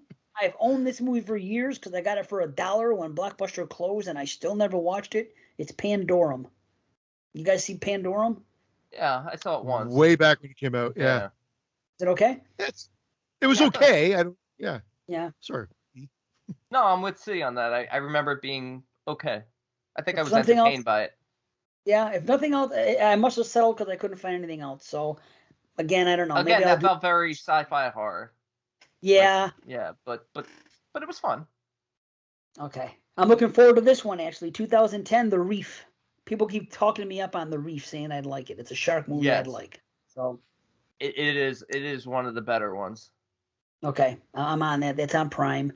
Here's another one. I don't know how horror it is, but I know everybody loves it, even though it's more thrillerish, but people lump it in sometimes. 2011, Sleep Tight. People love this fucking movie. So I bought it for the 22 Shots boys when I first saw it, and they reviewed it on the show because I bought it for them. That was maybe that's what you I'm recommended they it. talked about. That's how I first introduced it to them because I saw it and I was so blown away by how excellent it is. It's really, really dark. It's good. It's good. I think you're really going to enjoy it. Cool. All right. So that's on Shudder, so it's easy to find. 2012, it was kind of a tough year. But I've had this Blu-ray for a long time now. I got it cheap from somewhere, and I haven't watched it. And it's a movie called Silent House. I'm finally gonna crack that open and watch it. Is this the original? Is this the original version, or is this an American version? I don't know. It's just called Silent House. I know what's her name is in it. That woman from the One Take movie. Olsen. The supposed One Take movie. Okay, you're doing the American version. I think there's a Spanish version. Yeah. Of Silent House. I think I've seen both, but Elizabeth Olsen. Yep. Is in the American version. I enjoyed it. It. I'll check it out. It's been here for too long with being, unopened, so it's about time. Okay, 2013. This is one of those found footage movies that I've been waiting to see that comes highly regarded. It's called Descent into Darkness, My European Nightmare. Oh my God, that movie is so fucked up. Is it? Oh, you watched it? Yes, I've seen it. A long time ago? It's with that goofy looking guy, right? He's got like I don't know anything. Oh, I thought you had like a picture of it up. No, I don't have it. I just wrote it. Yeah, it's like a guy on vacation. He almost comes across like a Borat type character. And he's on vacation and he's filming and he just descends into like madness. It's pretty nasty and crazy.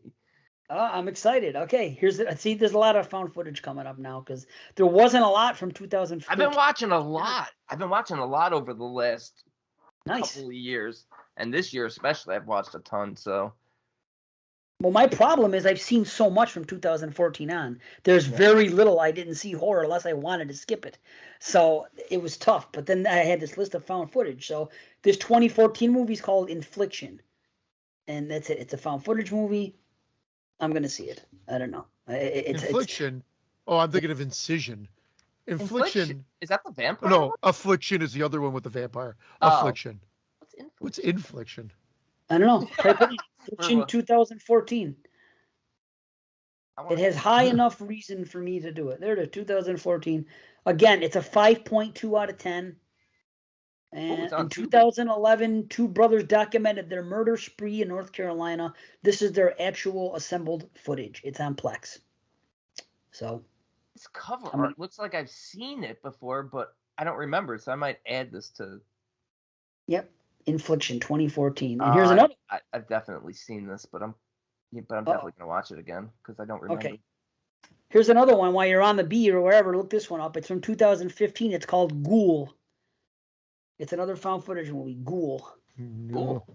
Tell you, this dude, pickings were slim in these years because we watched everything. 2014, 15, 16, I was fucking watching everything in sight. So there's not many I haven't seen. It is what it is. What's it called? Ghoul from 2015? Yep, Ghoul. There it is right there. Horror thriller, 4.6 out of 10. Kind of low rated, but some people like it on that site that I went to. So 3 American filmmakers become the targets of the evil spirit of the most violent cannibal in recorded history. See, I've always skipped this one because of that cover art. It looks I know. I remember this cover art with this woman with the pentagram. It just always looked like a cheesy. But if you look at the B, a 10 out of 10, a 10 out of 10, a 9 out of 10, an 8 out of 10, an 8 out of 10, an 8, an 8. These are written reviews. 8, 8, 8. 7. So people that are found footage enthusiasts, I think, like it. Yeah, and even though 4.6 is low, when you look at 2,000 reviews and the fact that people just automatically hate found footage, it's not terrible. Right, exactly. So maybe I'll like it, maybe it'll suck, but I'll find out. 2016, Fender Bender. That's a fun film. Oh yeah, that was fun. You never saw that, D? I skipped it that year. I don't know why, but I didn't get to it. Probably like Fender Bender. I don't like words that rhyme like that. Well, that really exists. Fender Bender is a term. I don't like when movies rhyme or words rhyme for no reason. It's true. Like when I hear something like Crime Time, or not Crime Time. What's that movie called? It's like a little kids movie. Not Crime Time. What's that shit called? Time Crimes or some shit like that. When I hear that, Time Crimes. You know what's funny? Time Crimes is a movie I just added on Amazon also because I've never seen it and people rave it. Like it's like a cult favorite, Time Crimes. Well, that's what I'm saying. Sometimes movies that have those rhymes in the title seems like a gimmick and it's a turn off to me. There's another movie that I don't like that everyone loves. I didn't watch it. That's what I'm saying. I skipped it because I don't like the rhyming. But fender bender is something that really exists. People say that. It's a term. The guy had a fender bender. I don't like the I don't know. rhyming. I just love it. It just seems weird to me. It seems cheap. It's a cheap title trying to be funny. Like even like witching and bitching, especially bitching being in there, you know it's not going to be serious at all. Witches are fucking complaining or whatever. I don't give a fuck. Witches are complaining. The reasoning is what makes me laugh. I don't want to see witches complaining or so. I don't know. Again, there's a reason for it though. See, I can't watch everything, so I have to find weird ways to cut some movies out, and that's what it is. Okay, I get you. 2017, another found footage, The Blackwell Ghost. It's only like an hour long, and there's a bunch of other ones, but I hear the first one's the best to watch, and it's. I always thought that was a documentary. I don't think it is. Yeah, that's. If it is, it's horrific. I don't know. That's on Tubi also. Yep, of course. 2000. Tubi. Here you go. Here's a rhyming. Sorry. Here's a rhyming movie I never watched because I thought they should have called it something else. Anyway. This is on Hulu 2018, and it's more horror adjacent than a straight horror movie, but I know people like it a lot. Assassination Nation. Oh, horror adjacent Lloyd? Yeah, I like that movie a lot. I've watched that twice. Really? It is a good movie. Here it's really smart, so I'm curious about it. I don't like it because I think calling a movie Assassination Nation it's stupid. They should just call it Assassination, and they should have had the word nation fucking capitalized. Just to separate it. Assassination Nation is fucking dumb. So, I don't know. That's how I look at it. When I look at something, I think this would be a more clever title. Like, what was that movie called with The Exorcist or Shark Exorcist? They should have just called it Sharksorcist. It would have had a much better fucking ring to it. They should have called it Ted Hogan. Ted Hogan. The thing is, Ted Hogan wouldn't rope me in or lasso me in more than any other title would. Ted Hogan. Like John Wick. John Wick didn't lasso me in either. You know. John Wick would be a lot less menacing if his name was Ted Hogan. I guess. I don't know what's more. I don't know what sounds worse, a Wick or a Hogan. Either a fucking candle or a fucking Hogan, a Hulk Hogan. A Hogan. He's saying Hogan like it's a thing. A Hogan. No clue what's going on. Okay. 2019. Again, it's tough to do. I've never seen this, and I know a lot of people seem to actually like it. And it's the remake of Rabid. It's on Hoopla. So. Yeah, it was okay. I thought it was pretty good. I like that too. I actually really dug it. Good effects. Yeah, for sure. Cool. So I'll check it. And then 2020, didn't get to see this. I thought I watched it and I fucked up. And it sounds like it's a pretty good movie.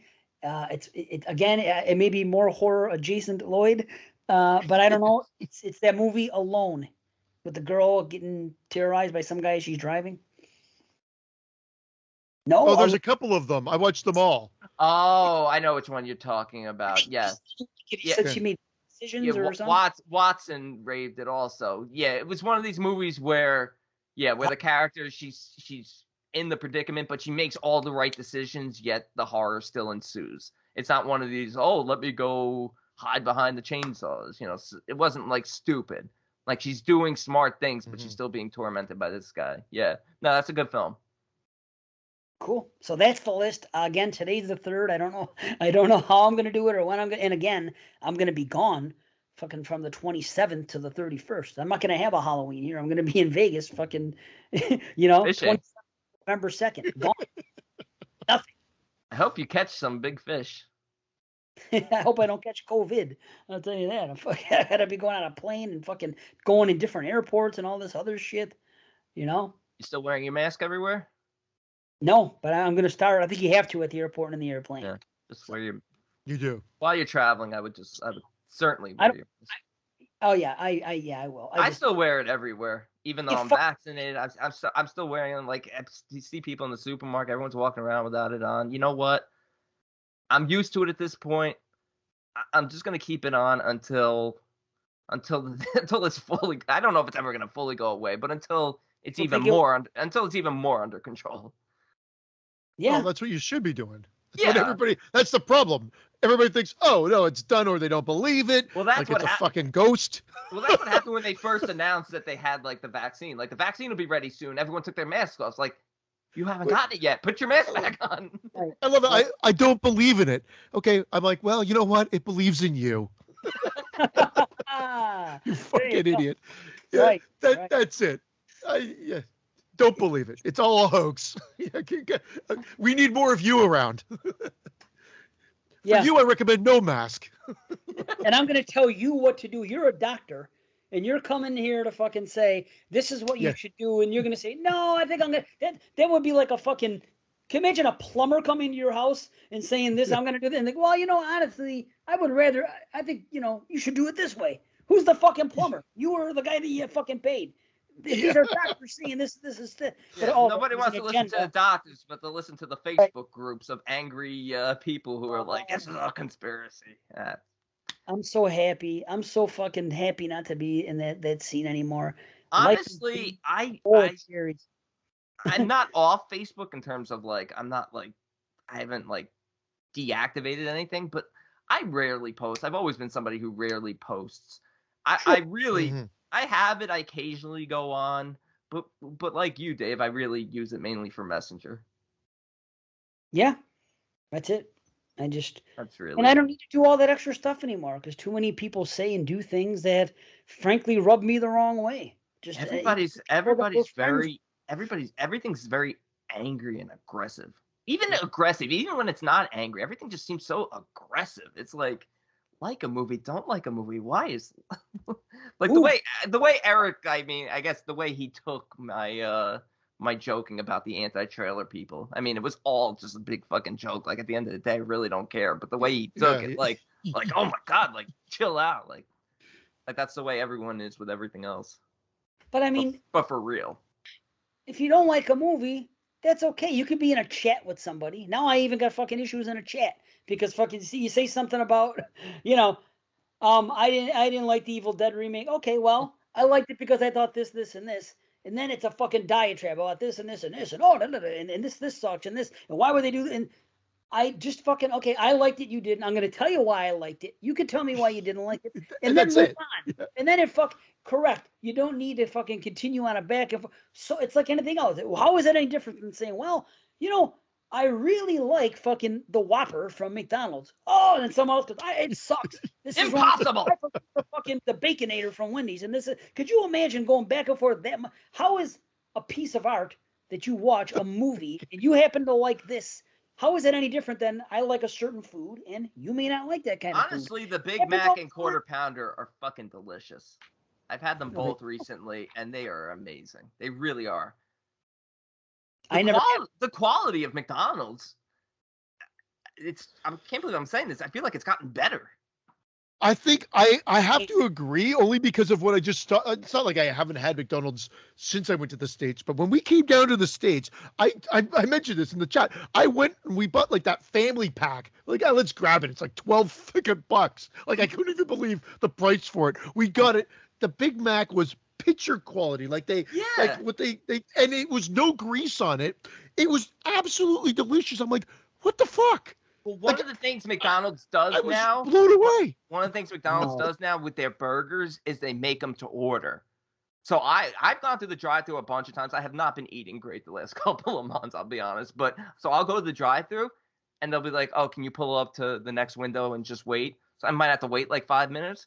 But man, the burger, it does come out. It's thick. It's not mashed down. It hasn't been sitting under the heater all day. It's fresh. Right. And you can tell the difference between the fresh fries versus fries that are at the bottom of the... You can. Like, I mean, I got a batch of fresh fries the other day. I didn't think McDonald's fries could taste any better. I guess I hadn't had fresh fries in a while. They were just like eating little yellow strings of heaven. Oh, man. Amazing. They're awesome. That's why I get them on my birthday. They're so fucking good. Oh, and when I get to Vegas, and toast. It's almost Christmas time. You get to have toast. Oh, yeah. That Italian bread toast. And soon to a toaster near you. And an S cookie, right? Didn't you like S cookies? I thought it was an S cookie. Shaped like an S? Aren't those Italian cookies? Well, that is one of many. I like Christmas cookies, Italian Christmas cookies, sure, of course. The ones my mother makes. There's a bunch of different ones. But yeah, I'll eat them. But I'll tell you, I can't wait to get to Vegas because when I get there, it's like when I lived in Vegas and I used to come home to Buffalo. I would come home and I would have to go to this place. I had to get Mighty Taco. I would have to do certain local places. They got food you can only get here. You know what I mean? Now there's places in Vegas. I got to go to Fat Burger. I got to go to In-N-Out Burger. I got to go to Capozzoli's and get a fucking a steak and cheese sub. I got to go to I'm going to be eating fucking junk, but it's the only time I could get it. You know what I mean? So I'm like, I cannot. What's the name of that place? Kappa what? Capozzoli's. Oh, Capozzoli's. Is it Capozzoli's or Capriati's? Hold on, wait a minute. Oh no, I don't know. I was just asking because I didn't. It's either Capozzoli's or Capriati's. I forgot. They might be two different things. Capozzoli's. Well, Gabagooli's. Capozzoli's, I think. Not was, this again. Gabagool. I think Capozzoli's was the fucking Italian restaurant I used to go to. Capriati's was the sub place in Vegas. They got these fucking steak subs. What's Gabagool? Gabagool. It's a, what do you call it? It's meat. It's actually capicola. It is capicola. Yes. But they say gabagool. But with the slang, it's gabagool. It's a way of saying it. I gotta go. I gotta go. It's Italian. It's like ricotta.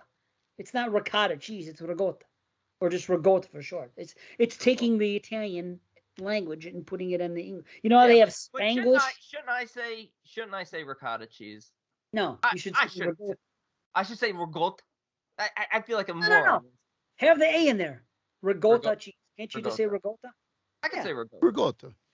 Yeah, Ricotta. Yeah, ricotta. Not fucking ricotta. Capicola. Capicola. Yep. Some people call it capicola. Gabagool. They don't all call it gabagool. They say that a lot in The Sopranos. Give me a ricotta with a gabagool. That's about it too. It would be. You know? So you would find gabagool on a charcuterie board. I don't know what a charcuterie board is. It's a board of meats and cheese. It's all like meats and cheese mix. Typically cold cuts. That's funny. I recently taught my dad what a charcuterie board was. He was like, I never knew that. Like, Yo, B, you watch fucking Curb Your Enthusiasm by any chance? I do. Dude, I'm watching it now for the first time ever. I'm in the middle of season fucking 2. It's fucking amazing. Awesome. He's so funny. Awesome. It's honestly, I think I enjoy Curb more than I enjoyed Seinfeld. Interesting. I love Seinfeld. It's hard to say, but like the more I watch Curb, and I think it's coming back for another season. Oh, nice. No, it's great, man. I've never seen it, like I said, so I'm watching it now. Me, my wife, and my daughter are all watching it, and I'm loving it. It's great. Frankie's never seen Seinfeld, so I'm going to show her Seinfeld after. Yeah. But Seinfeld's now on what, Netflix? I don't know. I haven't on fucking, what do you call it? I got it on. Well, they just added it to Netflix. There's actually some complaints about the aspect ratio that they added it to Netflix with. They're saying people aren't loving the aspect ratio they used. Really? Yeah, I don't. Well, hopefully I got the original on Damien's one. Because, again, it's like I have 90210. I'm in season 10 now. Finally, I'm going to be finishing. I rifled through that fucking show. But, I mean, Alex sent me the actual ones that were recorded from television. Their VHS rips that were uploaded to DVD. And they have all the original music and everything in them. Because what happened is when you get them on Hulu and whatnot, wherever they play them, not only do they take the original music out on half of them, you can only get, like, some seasons you're missing like 10 episodes. So the only way to get them all is to get them fucking underground and get the original one sent to you. Best way to enjoy those shows, make yourself a nice charcuterie board, some nice gabagool on there. So, and guess what I'm going to watch after 90210? Not The Sopranos, I'm thinking about. What's the other one? Melrose Place. You'll never guess. No, I've never seen that. I love Melrose Place. Never saw it in my life. However, I'm going to go back because it's on the Plex, it's on Damien's, but I'm going to watch fucking Fantasy Island.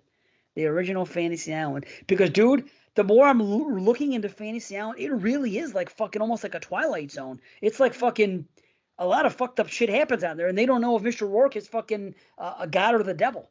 And I don't remember this about the show. I just remember the premise and watching it when I was a kid. But I think it's going to be, I don't know, kind of creepy in some aspects. So I'm kind of excited to watch the Fantasy Island. Interesting. But, yeah, dude. You know what I've been thinking about watching? Dark Shadows. I don't like the look of it. I never have. I've been thinking about it, especially since we've been doing the 70 prep, and I watched House of Dark Shadows, and I enjoyed it. And then I'm like, maybe I'll look into the show, and it's like 1,300 episodes. I've had enough of 70s stuff. We got to get going, though. We do have to get going. It is football Sunday. I got to make my pizzas and whatnot. So we'll be back next time. Happy October, everybody. We'll be back next time with a big show. We forgot which one. Probably one of the Ram Man's choices we have. Some 3 movies. But anyway, B, welcome back. Guys. Yeah. Yeah, happy October. We love you all. And, Manchichi. Take care. You say,